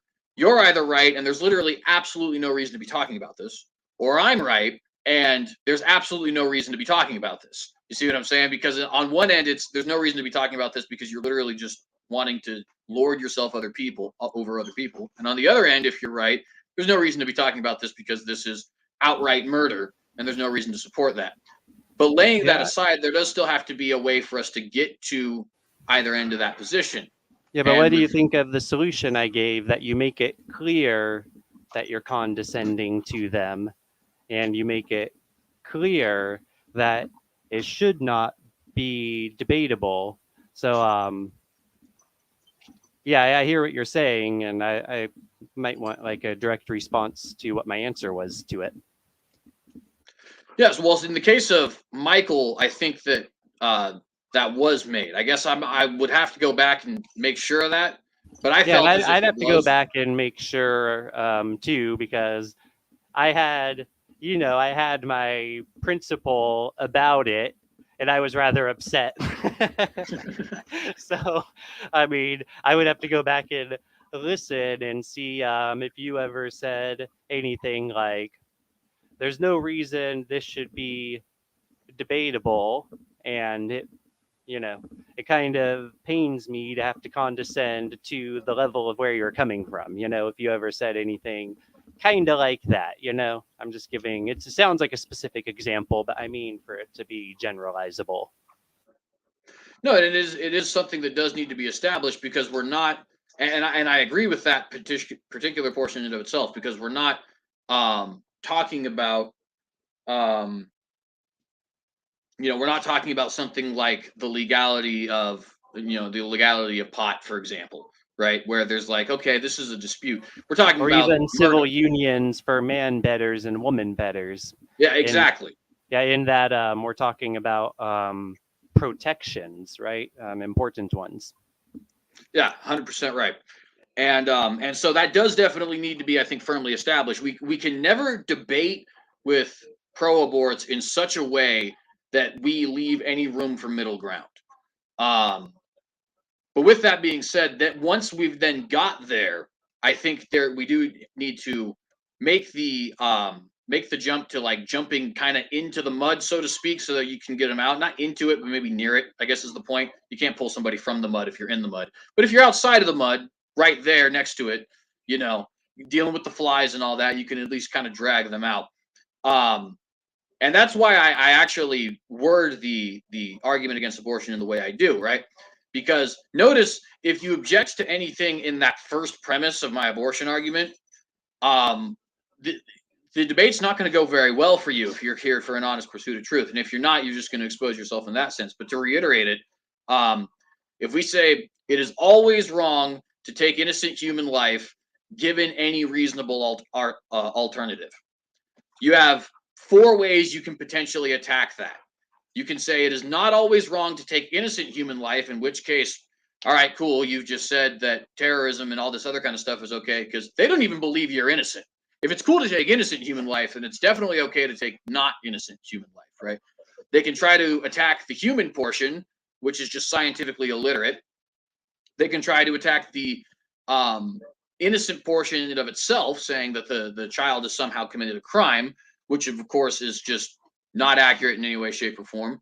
The life element, say that it's not alive, which is again scientifically illiterate. And then the fifth one, I said four, but the fifth one would be they could try to argue that there's no reasonable alternative, which again is not even close to true. You could not have sex. You can wear condoms. You can give up a child for adoption, although I don't think you necessarily should. It's better for a child to have its own parents. That is still a reasonable alternative, right?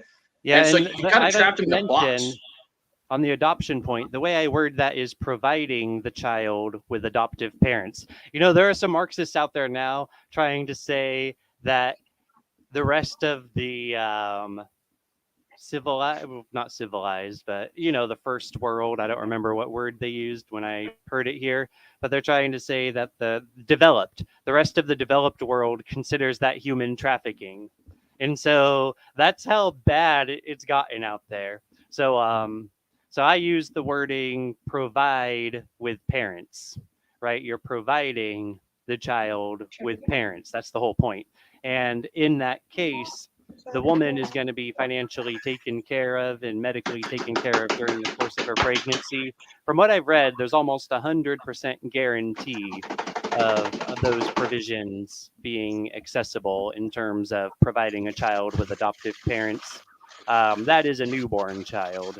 Unfortunately, for children who have aged some, they cannot always find adoptive parents willing to adopt them, which is um, sad on one hand. On the other hand, I understand why people don't go around adopting children.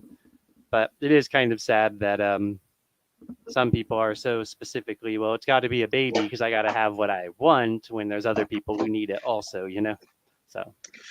Yeah, and there are certainly issues with adoption to be addressed. I don't think any of them are such that the way that the left tries to put it, right? They talk about, oh well, there's 400,000 children in adoption now, and it's like, yeah, and statistically speaking, that means America's doing really good actually, because considering we have millions upon millions of children born every year. If you go to a place like Afghanistan, right? Well, maybe not Afghanistan itself, but most poor countries. I shouldn't put a name on it because then that's subject to fact checking that I'm not privy to. But if you look at the rest of the lesser developed world, it's something like a quarter of people orphaned, and most of them never get adoptive parents. In certain areas at least, it's like things can get rough. As you talk about places where you have constant conflict, there's disease everywhere. People don't really have sanctity of life. I mean, in the Middle East, It's been common. It's died over the centuries, but it's still something that happens where you have a girl. Nobody wanted the girl, and so they just kind of, forget that. We're going to toss that aside and go for a boy instead. That happens a ton in China where they have single child laws and stuff like that. The point of all that is just to say we do have issues that need to be addressed with adoption, but the left people are not even close to addressing those issues, and they don't recognize just how good we have it, even with those issues here in the Western world. All that said, um, I have firsthand witness to that argument by premises working because it's impossible to get out of, right?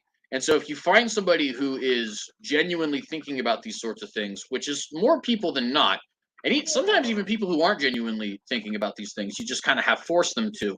Um, they have nowhere to turn. There's no reasonable argument to be made that the fetus isn't alive.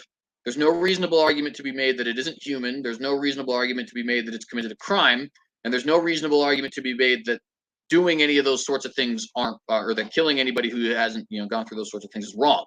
And then the fifth one, of course, there's no reasonable argument to be made that there isn't a reasonable alternative, with the exception again of threat to the mother's life, which nobody has ever argued in the first place. So that is in and of itself a straw man. When leftists do say stuff like, well, what about threat to the mother's life? Well, I don't think there's ever been in the entire history of this planet people who said that should be illegal. I mean, it's a pretty simple 1 + 2 = 3 kind of deal, right? If you have a chance to save one life or 0 lives, you choose one. It's basic math, right? But Yeah, and I make the medical murder distinction. And yeah, so rather than getting into debates about things, that's a lot of what I do.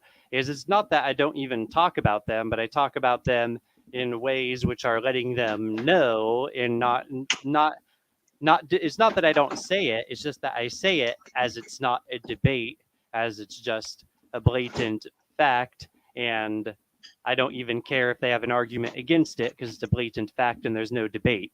And so the closest thing I have to a debate on the topic really summarizes in my 15th point on the 15-point list. I saved it for last, which is humans are humans, murder is murder, and murderers are murderers. That summarizes my argument. And then if people want to dig into it, I don't entertain maybe they're not humans. I don't entertain maybe it's not murder. I don't entertain that maybe the murderers are not murderers. For instance, one man was, he tried to refer to them as clumps of cells and he used the word person. So I just said, okay, so you think some humans don't have human rights. Noted. And then I even referred to how that would apply elsewhere. Since you don't think humans have human rights, then I have to think that I can't take seriously anytime you say you're caring about humans, In one person's case, they tried to use the rape excuse in a similar way. And I said, look, as far as I can tell, if pop culture told you that men have a right to rape women because men have a right to do what they want with their own bodies, as far as I can tell, you would then support men's supposed right to rape women. So I don't only say it, but I also apply it and hold them to it. And I think that is a proper way to conduct it when it's this heinous that they're murdering babies. Because when we're too polite for that, then we're acting like what they're doing is less than murdering babies. And that gets us back to really my key point, because a lot of what you're saying we agree on. And I think it's very important to recognize the danger of our actions making it appear like deep down we think it's less than the murder of babies. Like we're saying we think it's the murder of babies, but then our politeness or the way we debate the topic. Now, I mean, I wasn't just super like, you're a demon, this and that kind of a thing, I'll be a lot harsher to someone who claims the name of Christ than someone who doesn't. And so I didn't say anything like that, but I did straight up say that when I said that, I was like, well, at least I can't imagine how you would, oppose a man's supposed right to rape women if pop culture were to tell you that men have that right. And the point of that argument, of course, is that look, the only basis you have for what you're saying is that pop culture has told you to think that. And I stand by that. That's exactly what's going on with that man. It's just whatever pop culture tells him. Okay, pop culture is his god, and Yeah, and so I've actually used that I talk same. as if that's the truth.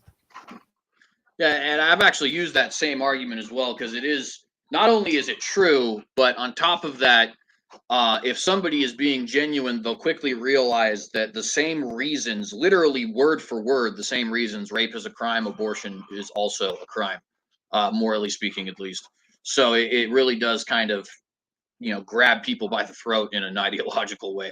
But that's the thing, though, is I think the premises that I lay out here does as well, right? Because you're forced to either say you think it's okay to kill innocent human beings, or you think a living human being is in fact not a living human being, or you think the DNA of this human being somehow means that it's not a human being, or somehow gives you that sort of an answer, or you think there isn't reasonable alternative. And so at that point, it's not that you're entertaining what their thought is. You're kind of forcing them into a box to try and say, well, I don't think adoption is a reasonable alternative. Okay, well, that's literally evil. I'm not going to entertain it, but I am going to explain to you why it is, right? Or I don't think that these people are actually human. Okay, well, that's also literally evil, and I can explain to you why it is. Notice, you're right. We're not entertaining that it's not evil or that they're not people, but we are taking down the different points after already corralling them in a sort of box, right? Yeah, so I want by where my objection actually is, or potential objection, to be more directly faced, and that's the idea that if we express that it's debatable when obviously our position is that it's not even debatable, then we're expressing that our position is untrue. And so I just think it's incredibly important. It's going into something that's dangerous, right? Going into debating this topic is going into something that's fraught with hazards, with dangers. And so my point is that you've got to be fully aware of the dangers and then fully account for them with very careful words. And so that's sort of where I'd like it to focus on for a moment. And I'm not saying you haven't addressed it at all, but I'd like that to be what sort of a response specifically to that being what is driven home, since that was Yeah, I specifically my just I point. actually would agree with that.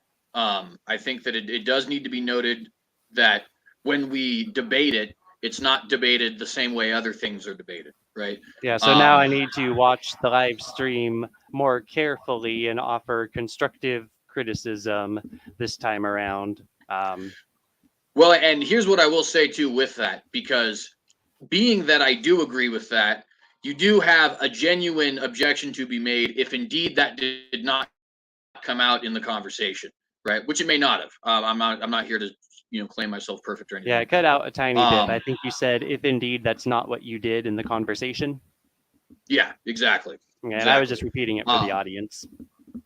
yeah, and that's 100% right, right? So in other words, at this point, I don't think it would be an agreement as far as how we address it. We agree how to address it. The question would be, is that how I addressed it? And if it's not, I'll listen back to it and make sure that I look for myself as well. But if it's not, I freely accept that criticism because it's proper criticism for certain.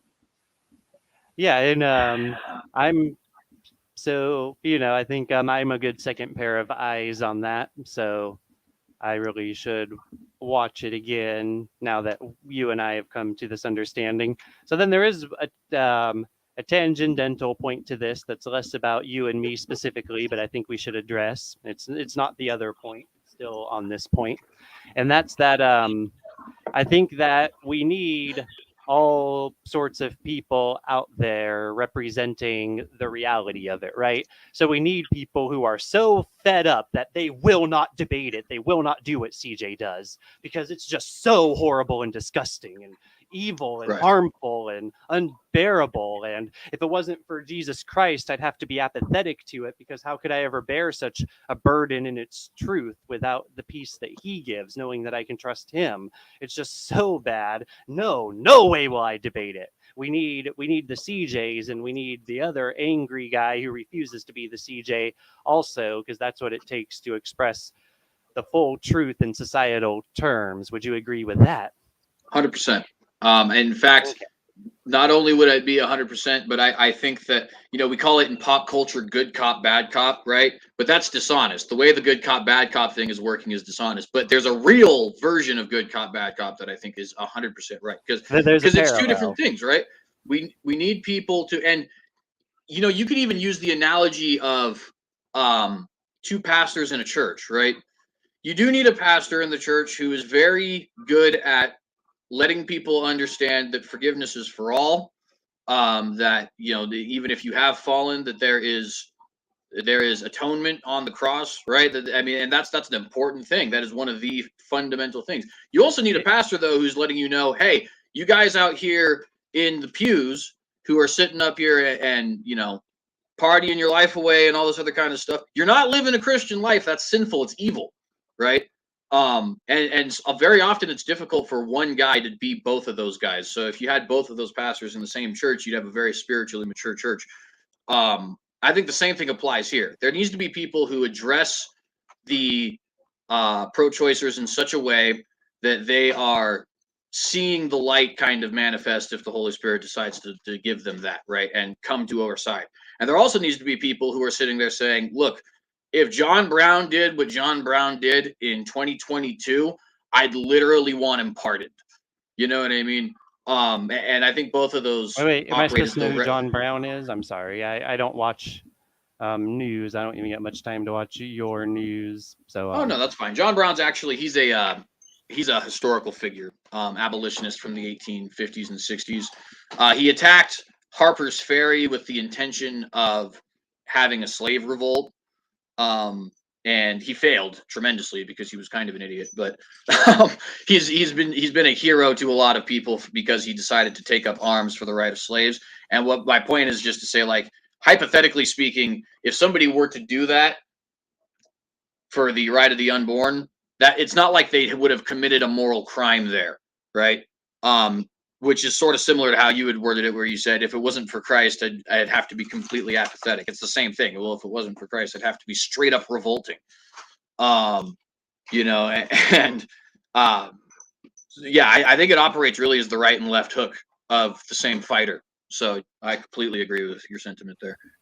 yeah, and you meant revolting as a participle, not an adjective, but or in revolt would be Yeah. an unmistakable way to say it. You would have to be in revolt. And okay, and I also just a quick mention. I think the person who's very holistic about it, which in a way I try to be very holistic about it. You were saying it's hard for one pastor to be both of those two things you described, but we do also need the people who are both of those things. We do need the people who are holistic about it more so, and Certainly. in some sense, we should all strive to be very holistic, and God works through us with our honesty, so we should keep seeking truth and speaking honestly and let God work through us. And God chooses to work through us each a bit differently. But I'm glad it sounds like we've totally come to agreement on this. It's just a matter of we both feel we need to re-critique your debate with Michael then. Yeah, absolutely. Real quick, while we have that pause, because we're going to be moving on to your next point. But before we do, I just want to Yeah, which answer as a far as I question know from is the Jamie. final point. Indeed. Jamie asked, can a saved Christian woman make the mistake of having an abortion, or are they not Christian if they had an abortion? He says, wondering how I would think about that good faith question. Me and Jamie are still on incredibly good terms. So I think that probably is a good faith question. So I'm going to answer it as a good faith question. The answer straightforward is yes, it is possible. It can happen. I give you examples of that in the form of what I see as Peter's kind of, I don't know if it was a racism per se, or if it was because of Judaizing, but he certainly fell into wrong doctrine. Also, he denied Christ thrice. Also, there is examples of people before the New Testament period, but nonetheless people who were godly, who did things that were incredibly ungodly. For example, David with Bathsheba and Uriah. So the straightforward answer to the question is yes, it is possible for a Christian woman who is saved, who has been indwelt with the Holy Spirit, who is elect as elect can get, and has been living a Christian life, genuinely Christian life, to actually make even that egregious of a mistake. With that being said, it is also true that the Holy Spirit rejuvenates the inner man, I think, rejuvenates us in such a way that it is very likely, I'll word it that way, very likely that Christian women would not ever want to make that mistake or would not ever go through with making that kind of a mistake because of the fact that they have been rejuvenated by the Holy Spirit. And I think that that is evidence indeed that they are saved. Now, if I was a pastor of a church and there was a girl who I strongly believed was Christian, and she came up to me and said, "Hey, look, I actually just recently did this, and I'm not, we have that conversation." Maybe hopefully she's not sure how she's feeling about it, because if she's just completely unrepentant, then I think you'd have to be a lot harsher with it, certainly. If someone was unrepentant, then you would have to discipline them to the point that you no longer consider them a member of the church. If you couldn't get them to be repentant, that's the biblical result. So we know what the Bible prescribes for that. Yeah, exactly. But if you have somebody there who is repentant, right?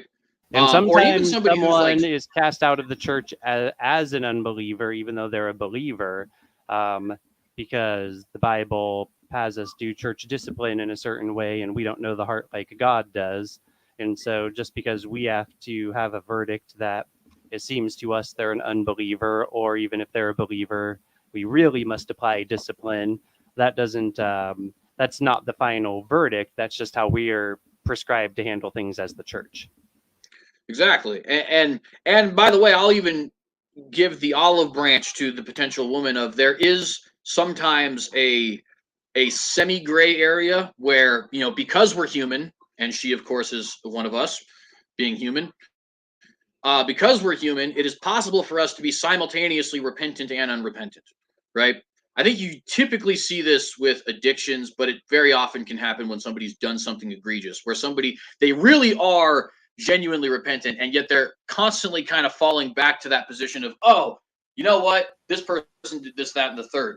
You know what I mean? And addictions can include our addiction to our own flesh, the old man, our addiction to sin, our addiction to self. Right, exactly. And Kelvy actually just gave a good example of this right now, where he just said, "Would you cast out a girl from a church who aborted a child she was raped by her father to produce?" Chances are that woman there, right, is going through exactly what we're talking about right now, where it's like, okay, I'm repentant because I killed the baby. I also feel like I can justify this, and she's having that internal struggle within herself more than likely, right? If that was the case, then obviously you're really trying to, I think, water the right plant, to give an analogy, right? Because there's a couple growing. There's wheat and tare growing in this field. I want to make sure I'm watering wheat primarily and removing tare primarily, right? And that's a pretty good way to put it. I really want to respond to that, because I think really it's a matter of, as you address it gently according to 2 Timothy chapter 2, and do a good job addressing it, because we're empowered by the Holy Spirit. We should expect that we can obey Scripture and get results. And as we do a good job addressing it, what's going to come to surface is whether God's truth draws her to repentance, or whether she's like just a rejecter of God. Like, as you handle these things carefully and properly, gently according to 2 Timothy chapter 2, because even if you kick someone out of the church, you don't call them cuss words while doing it. You know what I mean? That's not a pastor's place. A pastor is not allowed to talk that way. So the thing is that as you progress through it, you're going to understand more what's the spiritual underpinnings to the difficult situation, and it's different with one person than it would be with another. Yeah, and it's one of those kinds of things, right? Because we know two things are simultaneously true with the Scripture. Not one versus the other, they're both true. The first is that God saves us unto good works, Ephesians 2:10. That's a promise. It's not a maybe, right?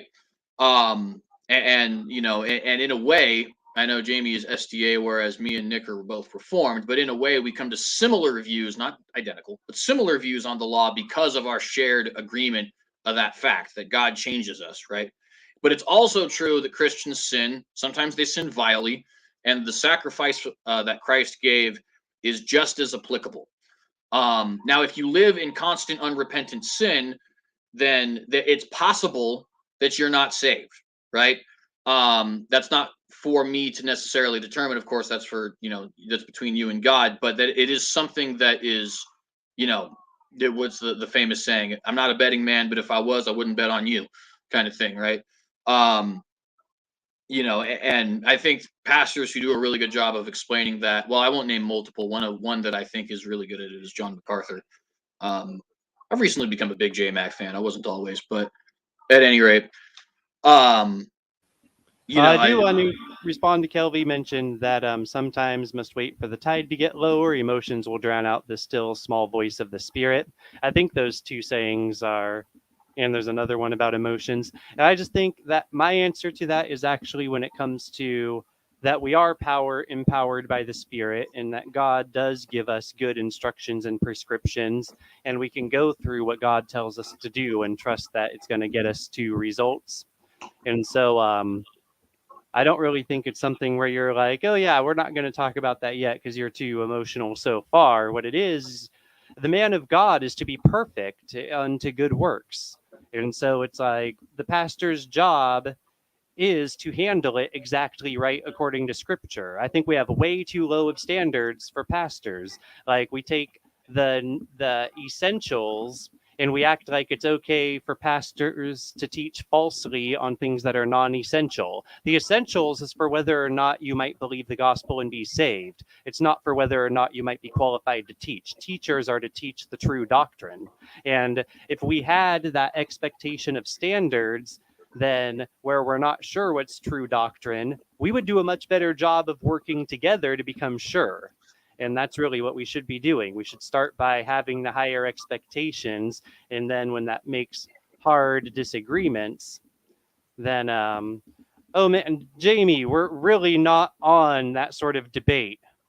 I'm going to delete that comment. I cannot bear this. I'm timing him out too. Just a timeout. I can't bear him just dropping that verse name because he's obsessed with his debates no matter what we're talking about. I get so fed up with that. And sorry, but since I'm half of this live stream, even though it's your channel, I'm going to take the prerogative since I am in the live stream. Otherwise, I would let it be. And he knows he distracts me when he gets all self-obsessed with his own pet debate stuff and all that. So anyway, so yeah, he just put. Well, so let me. Well, I was I in the don't know middle if of we saying something. I want to finish what I was saying. I can't function when Jamie just is, when he's being so Jamie. In fact, I expect to block him from my channel and never unblock him because he's interrupted so many of my live streams and done this to so many of my live streams when I'm trying to talk to a lot of people, So Well, so let me say though, I think that it might be better for us to just because for the most part I do try to be relatively lenient with the chat. So I appreciate that we don't want the subject changed in the live chat. So let's definitely make sure that that's not moving. I can even already see it forming. Kevin I'm not responding. making this a general rule. This is something where Jamie and I have dealt with this over and over and over again a lot, and I need this, or else I would have to just leave the live stream and not finish it. So this isn't about how we're handling your live stream or something. This is between me and Jamie. What I'll just say is we'll just make sure to have. I think I think that it'd probably be good to do warnings first at least, right? Just because I understand that it's a little bit. But Jamie and I already have this established, and it's between me and him, so he already had the warning. No, I get what you're saying. I'm just saying I think that I don't know. We got to make sure that we're not being a little bit too rash with it. But back to the point because we are debating a specific point. Yeah, because it's been going on for weeks and stuff. So between him and I, and those are the only two people involved, except that it's happening during a live stream, it was not too rash. And yeah, but and even if there was some point he was trying to make, then he really did not do anything to clarify. And we've also discussed how that plays into it. So that was a response to something that's well established between him and myself. I do appreciate what you're saying. If it had been anyone else, there's no way I would have done that. I mean, literally anyone else. Jamie is the only person on that list. He's alone on that list.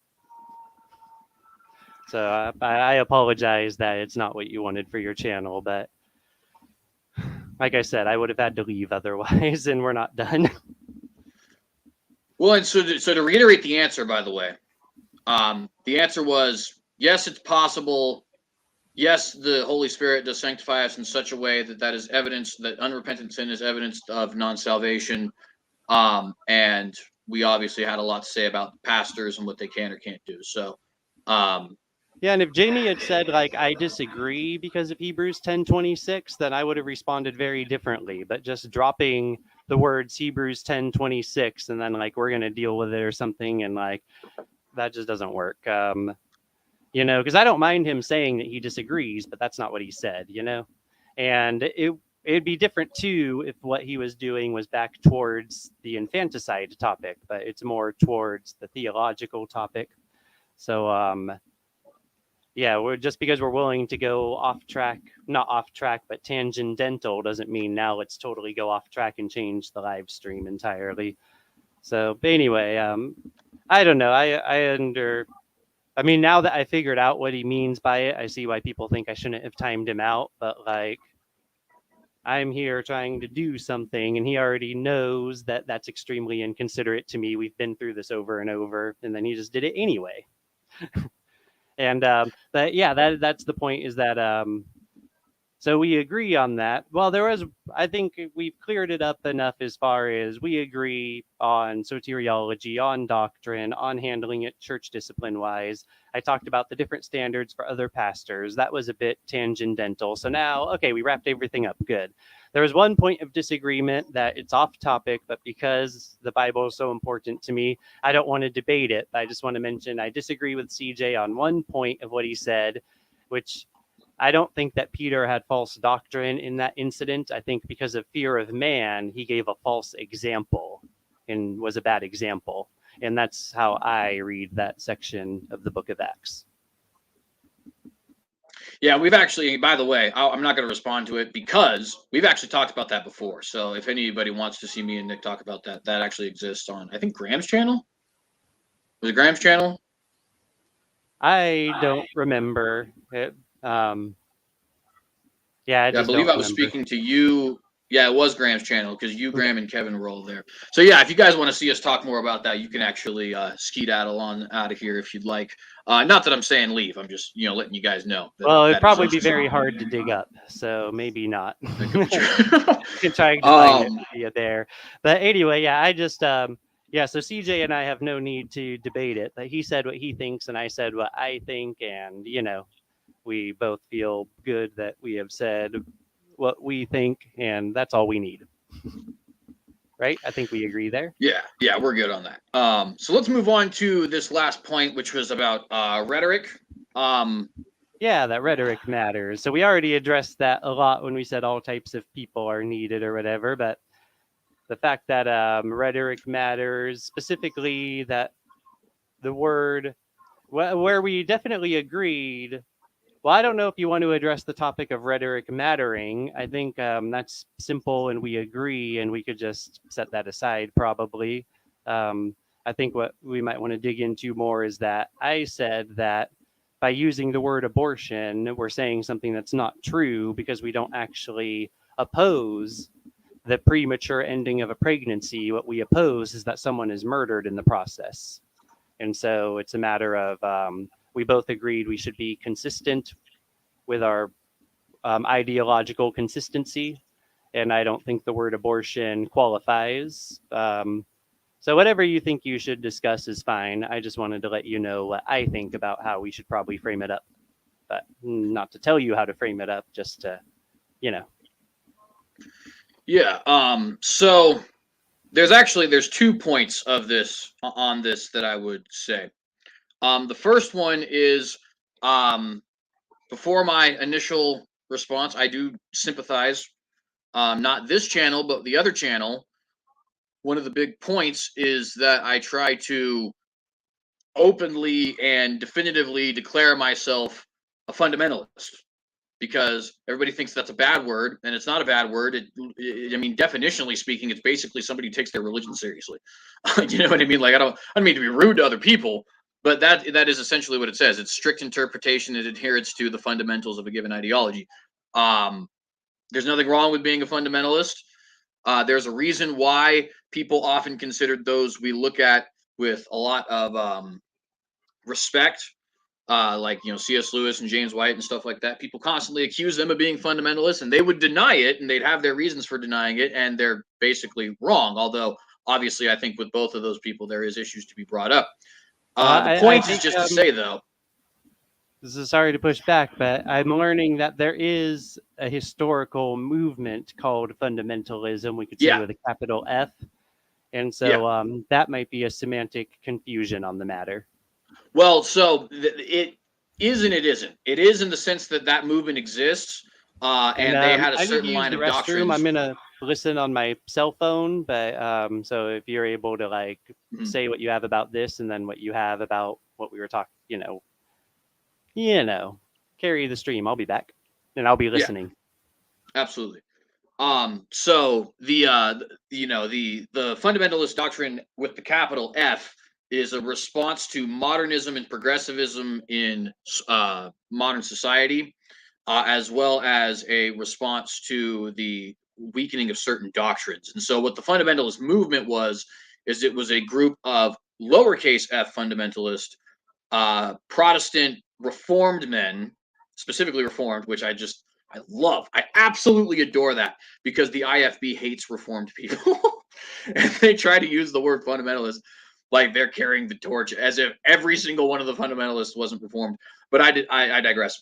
So it was a response to those different groups of people, and it was saying that basically we are going to defend the notion that Jesus is God, that the Scripture is infallible, that the morals laid therein are important, that there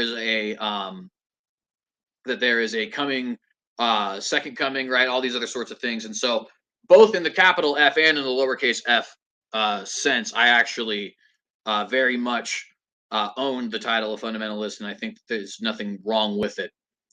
People have associated it with things like extremism or political action or things like that. That, in my opinion, is just the progressives and modernists trying to slander, frankly. And a lot of times, I think Christians unfortunately run into that when they say things like, James White will constantly rally against, well, if you talk to the fundamentalists, then you're not even allowed to associate with anybody. And it's like, well, that's not true. That's not true at all, right? In fact, most of the fundamentalists weren't even Baptists; they're mostly Presbyterians and other versions of Calvinism.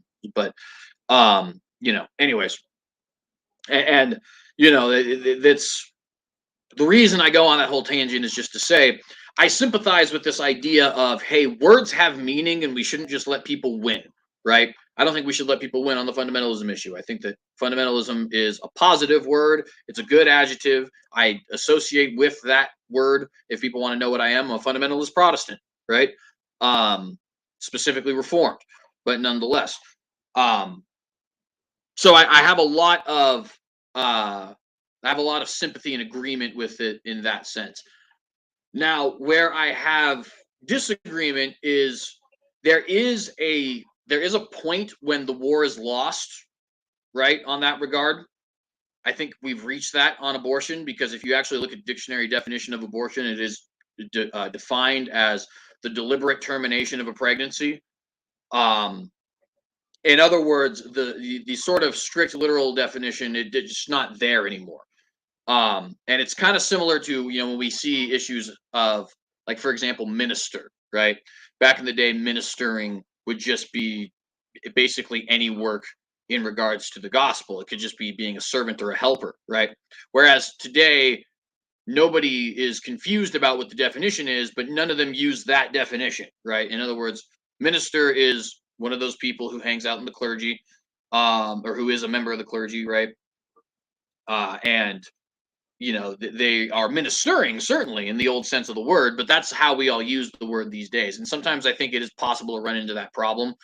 Um, so the word abortion, in that sense, when we say abortion is just the ending of a process, it's like, well, perhaps that was true 100 years ago, but now it's so prevalent that that is just simply the word we use for the willful termination of a pregnancy. And it's not like that's necessarily rare. For example, we use the word lynching to describe murder by mob, right? But that's not something that is necessarily dissuading from punishing Yeah, if that, I may right? say, lynching, I don't know how it sounded back in the sorry, I don't know how it sounded back in the day if it was a euphemism back then, but today lynching sounds especially bad. Now, the problem with abortion is that that is the Marxist satanic euphemism in order to make it sound not as bad. And that is how it's used, and why it's used is to be a satanic euphemism so it sounds not as bad. And so I don't think, I think rather than saying we've lost the battle, well, we haven't lost the battle, because I talk about it with people all the time, and I don't have to settle for the word abortion, and it actually makes a difference in the rhetoric to express that it's murder when I refuse to use that word. And so, just like you said, you had examples where people actually change their mind, and you have those actual examples. Well, that made a difference in how I heard what you were saying, right? And so I hope that when I say that we've not lost this battle because we don't have to use their euphemism, and I have done plenty of not using their euphemism, and there's nothing problematic about refusing to use their euphemism. I hope you'll hear me that, just like I heard you. Yeah.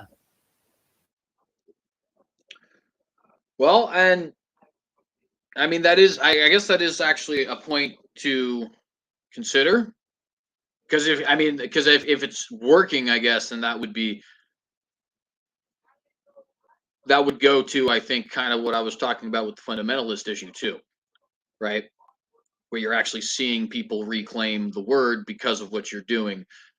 So I might actually just kind of have to consider that. That might be now. And here's the thing too. I do grant entirely that there are certain things, like, for example, when you say infanticide, that really hits home, right? That really like smashes through a lot of stuff and says, "Hey, this is the murder of the preborn." Murder of the preborn is Yeah. unfortunately And too much of a mouthful, I but will mention, well, I don't think it's too much of a mouthful. In fact, by using something that's more of a mouthful, you're making the point that it's worth specifying the true way of saying it. And it helps to emphasize the point that much more, that you're willing to use a mouthful, and that the children, or I should say the murder victims, because there's a meme out there. If it was about babies, then basically socialism, right? It's actually a list of things, but I'm oh yeah, paraphrasing. I've seen that. And it's not about babies. And it was hard for me to recognize that, because I do prefer, in terms of protecting humans, I prefer the more vulnerable humans to be more protected. But I realized, wait, they're right. It's not about babies. It's about murder. It is murderers who made murder to be about babies. But it's not that our topic is about babies at all. Like, if they were saying, well, females, it's okay to murder females, then we would be having the same fight for the sake of all females. If it was parents are allowed to murder their own children until they reach their 18th birthday, then we'd be having that fight. It has nothing to do with babies. It is only about murder. It is the murderers who focus their murder on babies. And I think spelling that out for the truth that it is also hitting hard and very powerful. I'll mention real quick on the word infanticide. I did have someone who was super pro life who they had to ask me what infanticide is. So, and that's might not be common, it might be kind of rare, but it is worthy of note that as careful speaking matters. That's why on my own live stream, I did put in parentheses, AKA quote abortion. So I used both parentheses and quotes, but which so it's not that I never use the word abortion no matter what. If I want to use it for clarifying purposes, I'll be very clear. I say infanticide, but for those who might not know, I'm clarifying, aka abortion. And so that's just a small point, but exact words matter, so I wanted to mention that point. But what was it? What was the main point that I was making just a moment ago? Oh yeah, that well, I was mentioning that I actually described that it's not even about babies; it's murderers who made murder about babies. And just like you said, infanticide hits good. So does having to explain to them it's not about babies. The murderers are the ones who focused murder specifically on babies. That also, I think, hits hard like the word infanticide does. But I'd like you to be able to continue with what you're saying. I hope I didn't interrupt too much. Yeah, well, and there are a couple, like interestingly enough, if you look up the word abortion, one of the synonyms that comes up is feticide. Um, and I would not object to us using that as a particularly gut punching term because it's entirely accurate. Um, we could also, I think, when we look at a word like feticide, because people might stress too much. Okay, well, that's talking specifically about the fetus. Well, fetus is Latin for baby. So, and side is Latin for murder. So we are actually literally saying baby murder. And it's interesting that that does come up as a synonym for abortion because it's almost like the dictionary is inherently recognizing what this is. Um, and maybe that might not Wait, even be a bad were you idea. saying feticide? Yeah, feticide. F E Yeah, T the I. only problem with that is that while I understand fetus was their way of like, okay, we want a word that just means a baby. And what's interesting is like in Latin, it would actually be like one that has been birthed or produced or whatever is kind of what it means. And so it's ironic that they use it for one who has not yet been birthed because that doesn't even fit the definition. But they're basically looking for a word for baby that is a different vocabulary term so that they can make it specific. And that's a pretty common like science thing to do. And so I Mhm. think the problem with feticide is that there's people who claim that the fetus does not yet count. And if you say infanticide, people don't say that infants don't count. You know what I mean? And so I think infanticide is the superior rhetoric, and we should use the superior rhetoric because the topic of murder is worth it. Well, so I could see that. I think there might be a little bit of a problem of technicality there, only in the sense that infanticide, I think, technically applies to the year after birth. Um, and maybe we could even like have some sort of new coined term that applied to both. Um, if that's even right, because I guess I'd have to double check on the definition to see if I'm right about that. Well, the definition Um, I just found for infant says a very young child or baby. Next, it says denoting something in an early stage of its development. And then in law, it says a person who has attained legal majority. Okay, I don't think that has anything to do with anything. But the first two definitions I read. So, and also, I don't think I don't think what's technical is necessarily the focus as much as expressing truth. yeah, and so there is a portion of this that, like I said, I think I do want to kind of consider strongly in the sense that I think it is wise for us to talk about this as we mean it, which is this is the seminal slaughter of millions of children every year, and it needs to be addressed as such. Um, Yeah, I dealt with this topic of vocab with someone who tried to tell me like, they're like, an egg is not. I don't have time to explain to you how an egg is not a chicken, and they're like, when you eat eggs, are you like I'm eating chicken? And then they told me that veal is not a cow. yeah, And veal that's is a ridiculous. special way that you abuse a calf in order for it to fatten. And I would say I don't know. I mean, abuse might be a strong word considering that animals do belong to humans, but it is I pretty don't think bad so to be like, personally, but I don't know that much about it, but it seems like they're basically have to live in one spot so that they get no exercise, so they fatten up. And that's not a nice way to treat a cow. But I had to tell him, look, a veal is a certain way that you treat a calf to fatten it, and a calf is a young cow, and a heifer is a female cow. a female adult cow, and a bull is a male adult cow. Your idea that veal is not a cow is just false. It's just stupid. And that was the comment he got the most likes on. He got like 6 likes, a combination of likes and hearts on it. And I was just like, really? This is ridiculous. And then the part about a chicken, I had to explain to him that if he ever accidentally gets a hold of a fertilized egg and cracks into it, he's going to discover that there is a chicken there, and he's gonna learn the fact very quickly. So Yeah, and anyway, that's so there it is. I but want that's to just say a couple. the part about the cow is more the part about our vocabulary, right? Because I was like, likewise, a child is a human, and a baby is a child, and a fetus is a baby, and a fetus is a human. So it's like it was pretty easy. It was very easy to answer him, but it just happens to be the exact point that we're on right now. This idea that like, well, can you qualify the preborn as being infants? According to the definition I just read, we can. But the whole point is to equate them as being the same pre-birth and post-birth. So that's the point of using a word that usually applies post-birth, is to emphasize that they're the same human before they're born and after they're born. That's the entire purpose. Yeah, so there are a couple just brief comments I want to make. So the first one is on the. I know this isn't the subject, but I do want to just make the digression real quick. On the point of animal abuse, I think that's absolutely fair terminology to use. The Lord did give us dominion over the creatures, but He also gave me dominion over any potential children. I technically have dominion over my wife, though not, of course, in the same sense. The pastor has dominion over his congregation. But we would look at if I was beating up my wife, then I would be an abuser. If I was abusing my position as a king, I'd be a tyrant. If I was beating up my children, same thing, right? So I think it's fair to say that. Look, God makes quite clear throughout His scriptures that He cares very much for those creatures. He says He numbers the feathers on the sparrow's head. He says that a righteous man is kind to his beast, or regardeth the life of his beast, is exactly how He words it.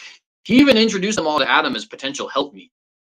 And it's not like God was confused. Oh, he might actually marry a cow. That's not what He was doing. But He was demonstrating the communal nature that we do have with the beasts, even if it's not the same thing as we have with each other, and certainly not the same as we have with life, right? So I think I would encourage you to use that terminology, and I'll even say further, I get a little annoyed, not with you, but with conservatism, in that we've allowed the whole animal thing to be a liberal issue. I don't think it is a liberal issue. And the thing is neither do most conservatives. Your average farmer is very kind to his cows. That doesn't mean he's not going to eat them, but it does mean that he's not, beating them or anything like that. And especially living in an agricultural society like I do now here in Idaho, I've really seen that hammer home. That also, though, that besides, real quick, I do like the whole fertilizing thing too, because it is funny. Eggs are actually one of the few things you can eat that literally are not alive. They're not alive in the same sense of asparagus, and they're not alive in the same sense of chicken. It is an unfertilized egg. Oh yeah, so they're biomatter, but they're not living. Exactly. And so I always find it hilarious. It's dead biomatter. Just like if you kill an animal and eat it, you're not eating a living animal. Here you're eating animal biomatter, but it's not actually an animal itself, and it's not alive. Good point. Exactly. And people make this kind of... And never was alive, for that matter. Exactly. If it's unfertilized, yeah. And people make this ridiculous argument all the time. Like, I'm not going to get graphic into it, but people will sometimes say, well, then BJs are cannibalism. And, obviously there's a lot of assumption going in there, like, are people even having oral sex? And also, are people even having that practice? But the point is also just to say that it's also just not correct, because it's not the fertilization of sperm and egg together. It's funny, like, they try to act like we're the not scientific ones, but when they're desperate to murder babies, they'll just pretend that they're incapable of critical thinking. Yeah, exactly. And I apologize if that example is a little crass, because I think those of you who put the pieces together know that what I'm talking about is relatively crass, but it is still making the point, right? Where it's like these people have, because that's one of the more common ones, and just like the egg one is, right? They have no idea what have you about um the science behind these matters. They get very desperate. And for the record, I just want to point out, I have a sneaking suspicion that um, that objection probably applies to more pro-choice people than pro-life people. I'm not going to claim that there's no wild sexual things going on amongst conservatives, but it certainly is going to be much more Yeah, common in the left. I I just want don't to point know. that out also. I don't. I mean, the example was a little crass, but I think some of these details we're discussing we should skip there because they're not needed and they're even more crass. Well, and for the record, I just point out, that I just think it's important to negate these objections because they are ridiculous. And then the Yeah, last thing I I'm want with to you say, there. um, the last thing that I want to say on that particular matter, then also is, um, when we are having people, have conversations like, well, veal isn't or skin cells aren't humans, or acorns aren't oak trees, right? Um, what we're primarily seeing, I think, is people who They're are. admitting they're wrong. That's what I tell them. I'm like, it sounds to me like you're admitting I'm right and you're wrong. There's this dude with a philosophical YouTube channel. I didn't even watch his video. I just made a comment, and then he tried to make the argument about, well, what about cancer cells? Da da da. And I just first I mean, this is harsh and it's not normally what I would say, but because he's calling himself a philosopher on YouTube and getting thousands of views, then I'm holding him more to that standard. So I told him, you're a joke, because, it's like you can't do both of these things, right? You can't be a YouTube philosopher and try to make this argument. And then um, after that, I told him that I let him know that I'm like, look, when you say that, what I hear is that you're admitting that I'm right and you're wrong. And if you want me to feel the need to argue with you, you're going to have to do better than that. So I was just very honest with him. And I think that was the right choice rather than to debate him. Yeah, and the point that I was going to kind of make, though, too, is I think it very strongly illustrates the strength of um that premisal argument that I was making earlier, right?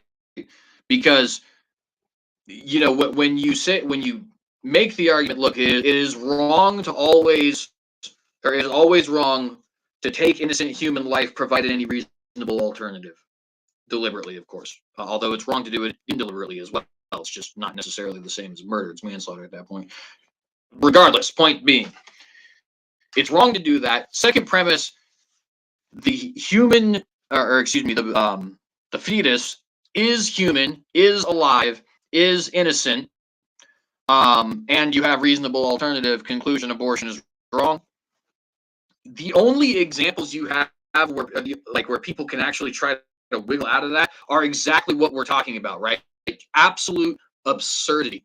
And I think that's the great strength of that kind of an argument. One of the things that I thought was great about the argument I had with Michael, I didn't change his mind, obviously, but I'm hoping at least one pro-choicer watched that and did have a mind change, because he actually conceded every single one of the premises, but then related it back to this idea of bodily autonomy.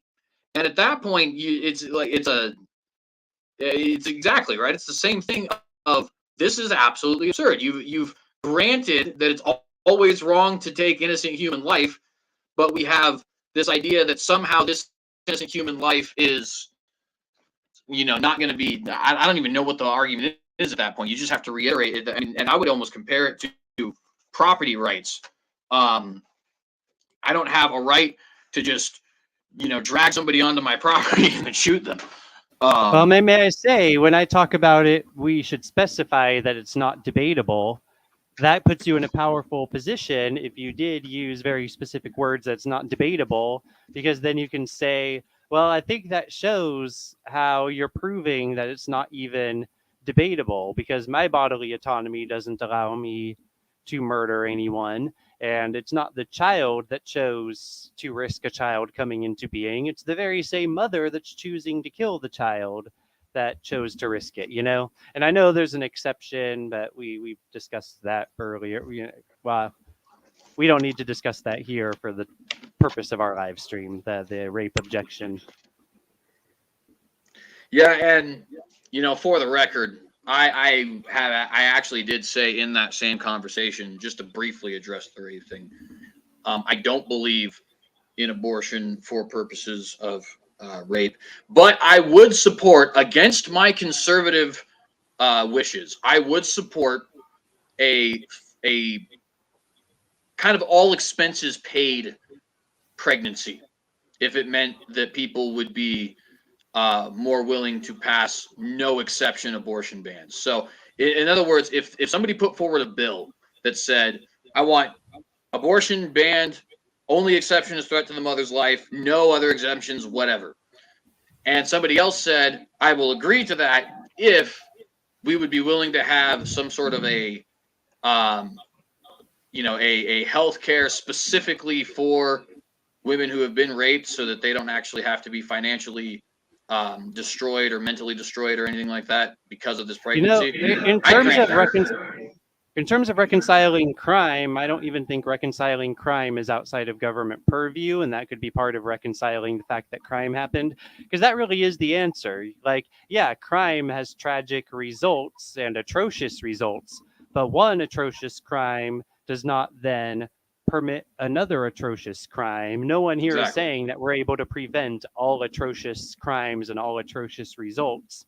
So it's not that there's no sympathy for the mother, but yeah, so because it has to do with reconciling the crime that occurred, um, even though that's not exactly the same as punishing the crime, I think you could make a case that the government is but that's part of, well, that's part of the justice system, right? Like, in fact, if we think of, you said the Constitution is the greatest legal document ever, and I objected. I said the Old Testament is, and I said the whole Old Testament because Christ referred to the Psalms as your law when he was speaking to the Pharisees.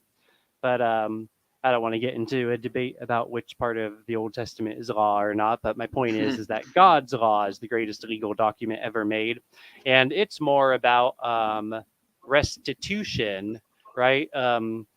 There's some of it that's like punishment in there, but a lot of it is very restitution focused, and so that does give us an example that if we want the law to provide restitution for the victim, then really the man should be put to death and his property can be confiscated, and hopefully that would supply all the funding needed for the woman. But if he didn't have enough money, then the government has the ability to still take care of her in that case. And I actually think that I don't even think that has to go against our conservative inclinations. We just have to think about these things more carefully and more biblically, and we see how it actually fits. So I'm glad you suggested that. Well, and I actually appreciate you putting it in that kind of a perspective too, because that, um, See, this is why it's the church's job and not the Marxists' job. right, 100%. That is 100% 100, right. amen.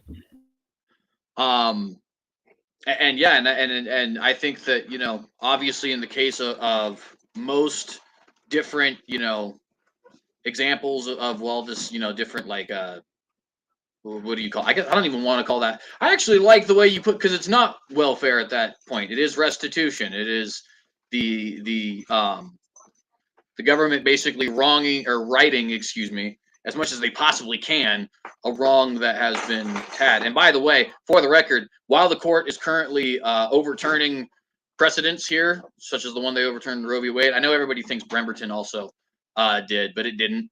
Kennedy versus Bremerton did not make school prayer legal. That is not true. It made it basically protected a man's right to pray privately at the school. So people Or do we need could to say understand. personally might be a better word Yeah, because personally, it would be it better. was in public, but he was personally praying. It wasn't It wasn't like an official, the team's praying or something like that. Nothing like Yeah, that. exactly. Um, so only one precedent has been provoked here. But while we're on that, I think it would be great for us to overturn Coker versus Georgia, 1978, which said that it was cruel and unusual punishment to execute a rapist. If that's cruel and unusual punishment, then I eagles don't aren't know, birds. Mike.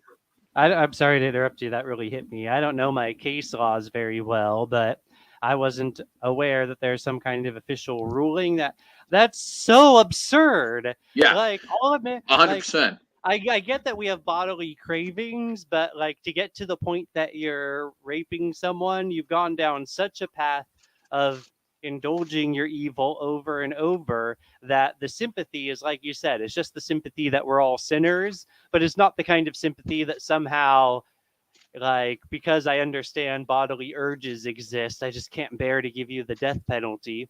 And my argument is that all life is equal. And then someone tried to say, "Well, I'm glad we both oppose the death penalty." And I was like, "Well, not at all. It's their life is of equal value, but that's the price that has to be paid to protect life. Otherwise, we're merciless and hateful."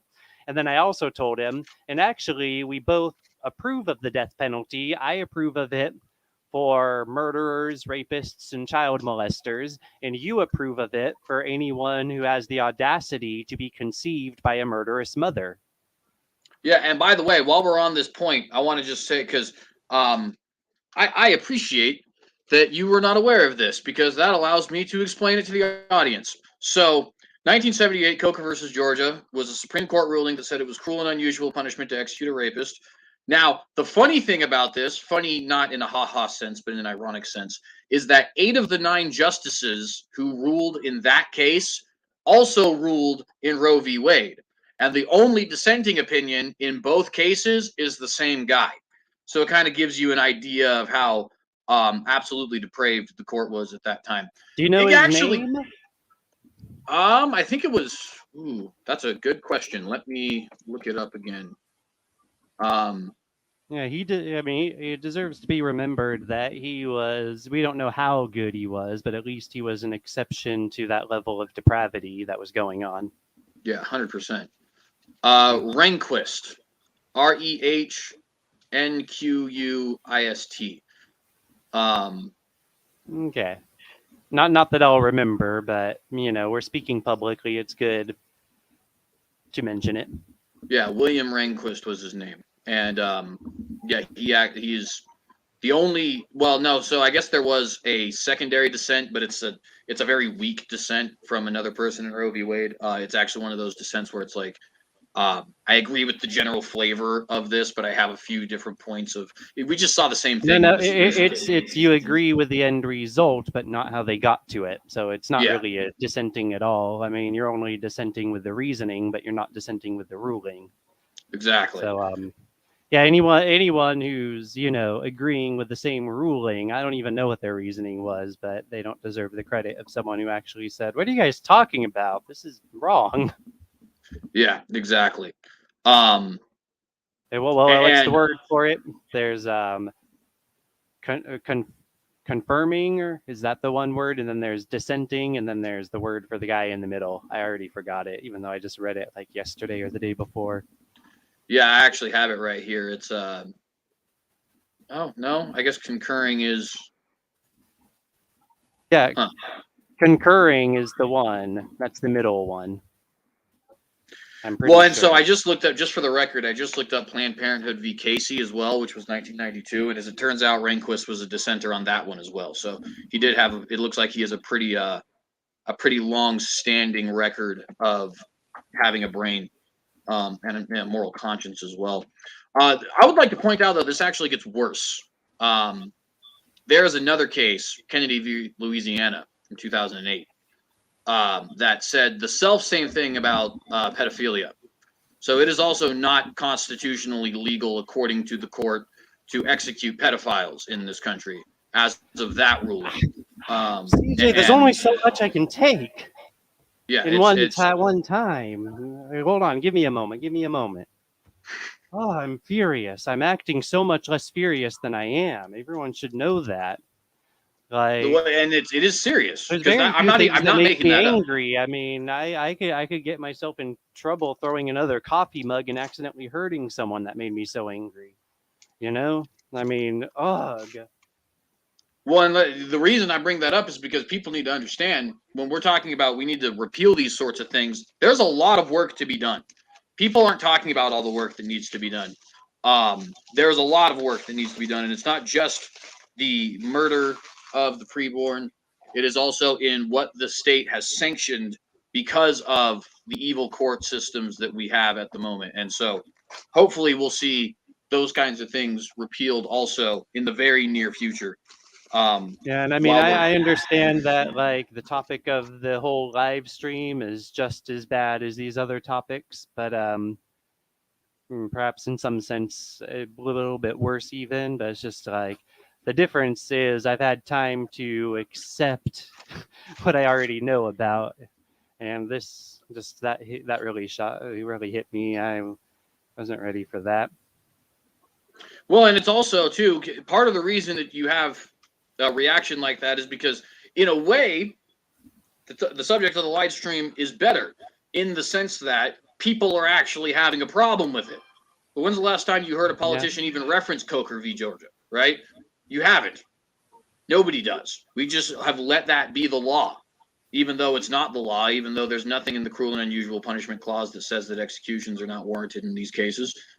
Cruel and unusual punishment is banning torture as well as execution for petty crimes, right? It's Yeah, not like we're not suggesting skinning anyone alive or something exactly. ridiculous. Oh. Yeah, so expand the fight is the point. Expand the expand the fight. Um Amen. Expand the fight. so with that being said, Yeah, back to we've the come point of rhetoric being important. I think well, I think you were receiving a lot of what I was saying, like especially when you suspected that infant might technically not fit. It looks like probably it does, but even if it doesn't, I mentioned, well, that's the whole point, right? Is to use a word usually associated with post birth and to emphasize that you're treating the preborn human with the equal amount of dignity. That's the whole point of using a word that does not only refer to preborn humans, or even if it specifically does not, is the statement there is look, this is a human, so they are worthy of respect just as they would be if they had already left the womb. So that is the whole point. So, and I think you heard that, but I think that's a good way to just bring it back to one of our 3 points of discussion here, right? yeah, absolutely. And I think that is absolutely relevant as well because um, it does kind of go to the second point in the sense as well of not, we do want to make sure we're not actually, dealing with this in such a way that we think it's somehow comparable to the other issues on the ballot because it isn't. Even some of the ones we feel incredibly strongly about, like I don't want the government robbing me of 40% of my income, but that's not even close to comparable to, sanctioned murder of 1 million babies a year. That doesn't even begin to be comparable. Um, so I think that's an important thing to make sure we're constantly stressing. It's one of the reasons I prefer the abolitionist movement over the pro-life movement. I think a lot of Yeah, I pro-lifers don't. are. I don't consider anyone. I don't consider a movement to be pro-life unless it is abolitionist. And now I understand that if the best someone can do in a moment is to settle for a compromise, then like voting for that because it's better than the other option is one thing. But to actually be out there like instead of promoting abolition, you're promoting incrementalism. It's like it's one thing to say, well, this is what I'm willing to settle for in this case, but let me tell you how it actually needs to be and to promote abolitionism. But if someone instead of promoting and abolitionism means that because it's simply murder, it is punished as another murder would be punished. Otherwise, it's not abolitionism. And the thing is that if anyone is promoting less than punishing it as murder, and hiring a hitman is a form of murder. That's not like something that has to be debated. And so that's another thing about rhetoric. I do not call them doctors; they are hitmen. And I mentioned that in AD's comment section, and then yeah, I've been mentioning things about rhetoric in AD's comment section, and I don't know if it's specifically from me, but I'm noticing a shift in his rhetoric afterwards. So I'm like, whether it's from me or not, it's from something that's doing the same thing as me. So it's like it's encouraging. I'll put it that way. And yeah, so I'm glad that you're hearing me on these points of rhetoric, and I don't think we should call hitmen doctors just because they use the same supplies as doctors. They wear the Yeah. same suit and use similar tools. They're tools that doctors may sometimes use in surgeries or something. So yeah. So I'm glad that you have some stuff to think about, even on the legal matter, and I'm glad that we came to a total understanding about it being undebatable and how that informs when we do resort to debating it for a reason, and that's going to be more deeply considered. And I'm glad that I've called rhetoric to a more detailed attention for you, and you've also heard that. So, yeah, this is very much like why I wanted to have the discussion and have it in a very good, cordial way. And so, I feel like we can wrap up the show. I don't think we have to reiterate anything. Um, yeah, I don't know if you want to say anything in summary, but I like what I have said in summary. Yeah, I think everything has been good here so far. I think I want to reiterate only one thing, which is the same thing that I was stressing yesterday on my Watchdog episode. People are celebrating as they should be.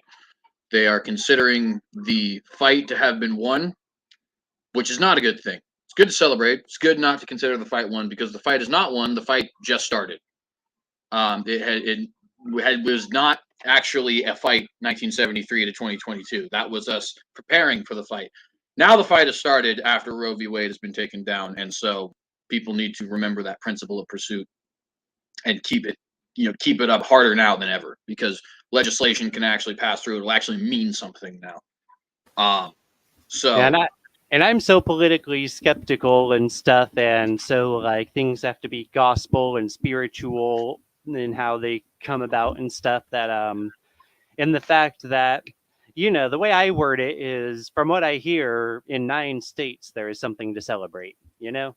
I mean, the partial measures, I'm glad for them that there are babies who will be saved because of the partial measures, but I don't know if I can quite say I celebrate partial measures. It's subjective, I guess, whether I would call it celebrating or not. It's semantics, but because I am glad. But I didn't I don't do the whole hype thing and stuff. And so it was actually, I don't remember when it was, but oh, I was watching Ray Fava, Evangelical Dark Web. He's running for office locally, and he put it up on his channel. He did an unscripted speech at what looked like it might have been like a Denny's or something, um, based on the chairs that were in the background and the stain that was on the ceiling. And I'm like, this is how politics really works, like a Denny's, right? But it was right, totally the real deal. And like, he was talking about how he's really happy about a lot of the stuff that's going on. And as he was talking about it, that was when finally, like, he said it in such a way that it was bringing me to joy and bringing tears to my eyes and stuff. But before then, I never quite was like celebrating it because I'm so anti hype and stuff. And also because, like you say, the fight's just beginning, right? And, but the thing is, and also, like, it's supposed to be a given. Not murdering babies should just be a given. It's not something that, like, they're not murdering babies, let's party. A not bad is not quite the same thing as an actual good, if that makes sense. But really, I think where the rubber meets the road on oh yeah, there's just one more point I want to say. So I just have to remember it. I'm sorry, but it's like no, you're before good. I said that it was Ray Fava who kind of called to my attention to celebrate Oh yeah, another thing that happened was, like I said, I don't do hype, and so I didn't really get excited. And before I even like could let it sink in my way, which is not like an automatic reflexive hype, that's just not what I do. It would have to sink in a more carefully thought way to sink into my spirit, right? Before that could happen, my friend sent me an instant message saying that he found out the prescription that he was filling was to murder a baby. And I told people they'd hear about that again, so I'm going to have to talk about it again on my channel. But right now, it sounds like him and his wife are going to both look to leave the company, and they don't seem to be saying that they need financial help in that process.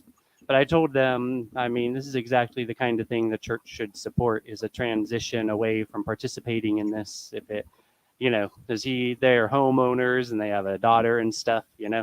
So, yeah, just for anyone who happened to hear that, there's a little bit of an update. But the point is that like this fact that he's now choosing between just doing his job and taking care of his family, or having a period of compromise where he's still working there to take care of his family, but he knows that like he shouldn't work at a place that's selling murder. And it's just like a drugstore. He just works at a drugstore. And I thought he was the manager, but it turns out he resigned from that and went to just like a regular sort of position at the store. So, but that's kind of neither here nor there. But the point is that I was having something to really, like, I was at tears because he's not like you and me and AD Robles and stuff. He's not like he's a casual Christian, and he's not like a culture war fighter. And then like he just wants to take care of his family, and he believes in Lord Jesus. And there's not really much more to it than that. And so yeah, really I don't know if lament's the right word. I guess it is. I was lamenting that he was put in that situation. So the fact that it's not sunshine and rainbows was put right there on my plate. I mean, just immediately. It was literally the same day, as far as I remember. Yeah, the same day everyone found out. So what was the decision made the 24th, and we all found out on the 25th or something? I don't remember. Anyway. Yeah, and I think that's a cool thing to see. I would say I do recommend, despite the bittersweet nature of it, that we do have a somewhat rejoiceful and celebratory manner, because it is in the end. I support that, and I'm not completely outside of that, but well, think of it like Passover, right? Celebratory manner, and then I'm going to bring it back to the fights just beginning. But yeah, let's begin with exactly. celebratory manner. Well, it's funny, that was my start, and I think you probably would have seen it, but my beginning portion of the conversation yesterday was, all right, Yeah, guys, I I'm went going to give back you guys a and little I bit went of a back and contradiction. watched what I missed, so that whatever informed today's discussion, I would have seen it. Yeah, it's a good episode. It's actually also an episode that's doing quite well, which is nice because people are starting to tune. Well, quite well considering this is a channel with 54 subscribers, but nonetheless. We're gonna go ahead and shut this down. I think this has been a good conversation. Got wait! I said I wanted to bring it back to what you were saying about we finally got on the battlefield and the fight's just beginning. This is not the time. Oh no, you'll have an opportunity to have your the last words. Don't worry, I'm not gonna like completely turn it off right now, but I'm just letting everybody know we're doing the wind down now. So with that, actually, go ahead and kind of say the final thoughts here, bring it around back, wrap it in a nice bow, and take as much time as you need with it too.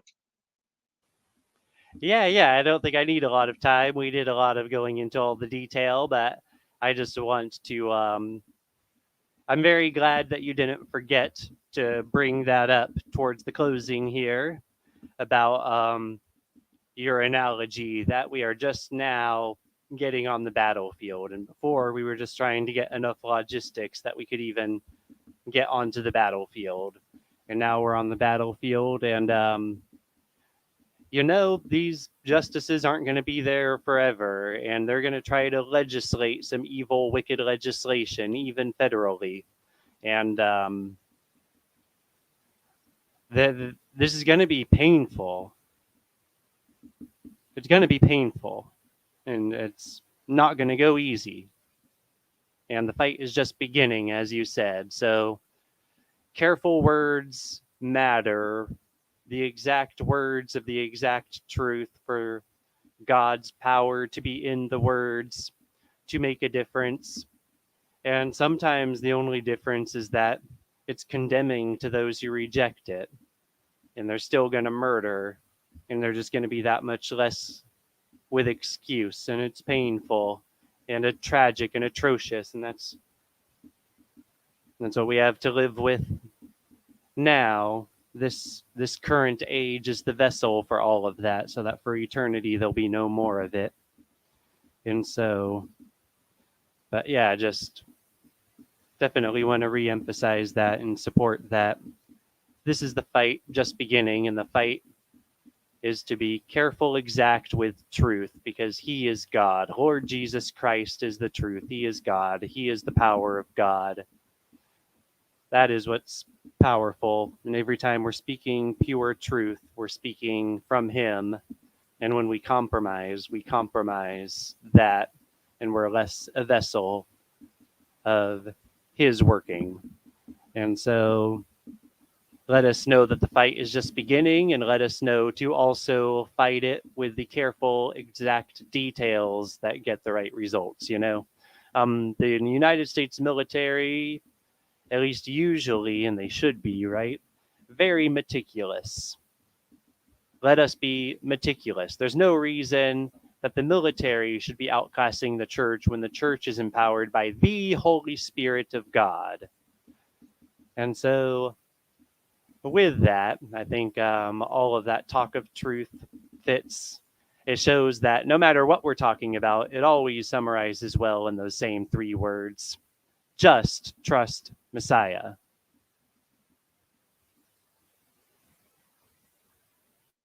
And then for my final words on here, I just want to say, number 1, I appreciate the conversation. 2, I appreciate the audience. 3, I appreciate everything that was said here by our brother Nicholas. I think that this was a build up to us, really just kind of having a large deal of agreement in the end, which is good. It is important for us to remember, you were talking about it's not going to be good in the sense that it's not going to be, it's going to be painful. And that's just something that needs to be accepted, I think. If we're serious about this, there will be riots. There will be family and friends which no longer wish to associate with you. There will be even splitting of churches as wheat is separated from tares. And that's just something that we need to be cool with, honestly, because that's the price to pay. And it's a pretty low one, all things considered. Remember the principle of pursuit.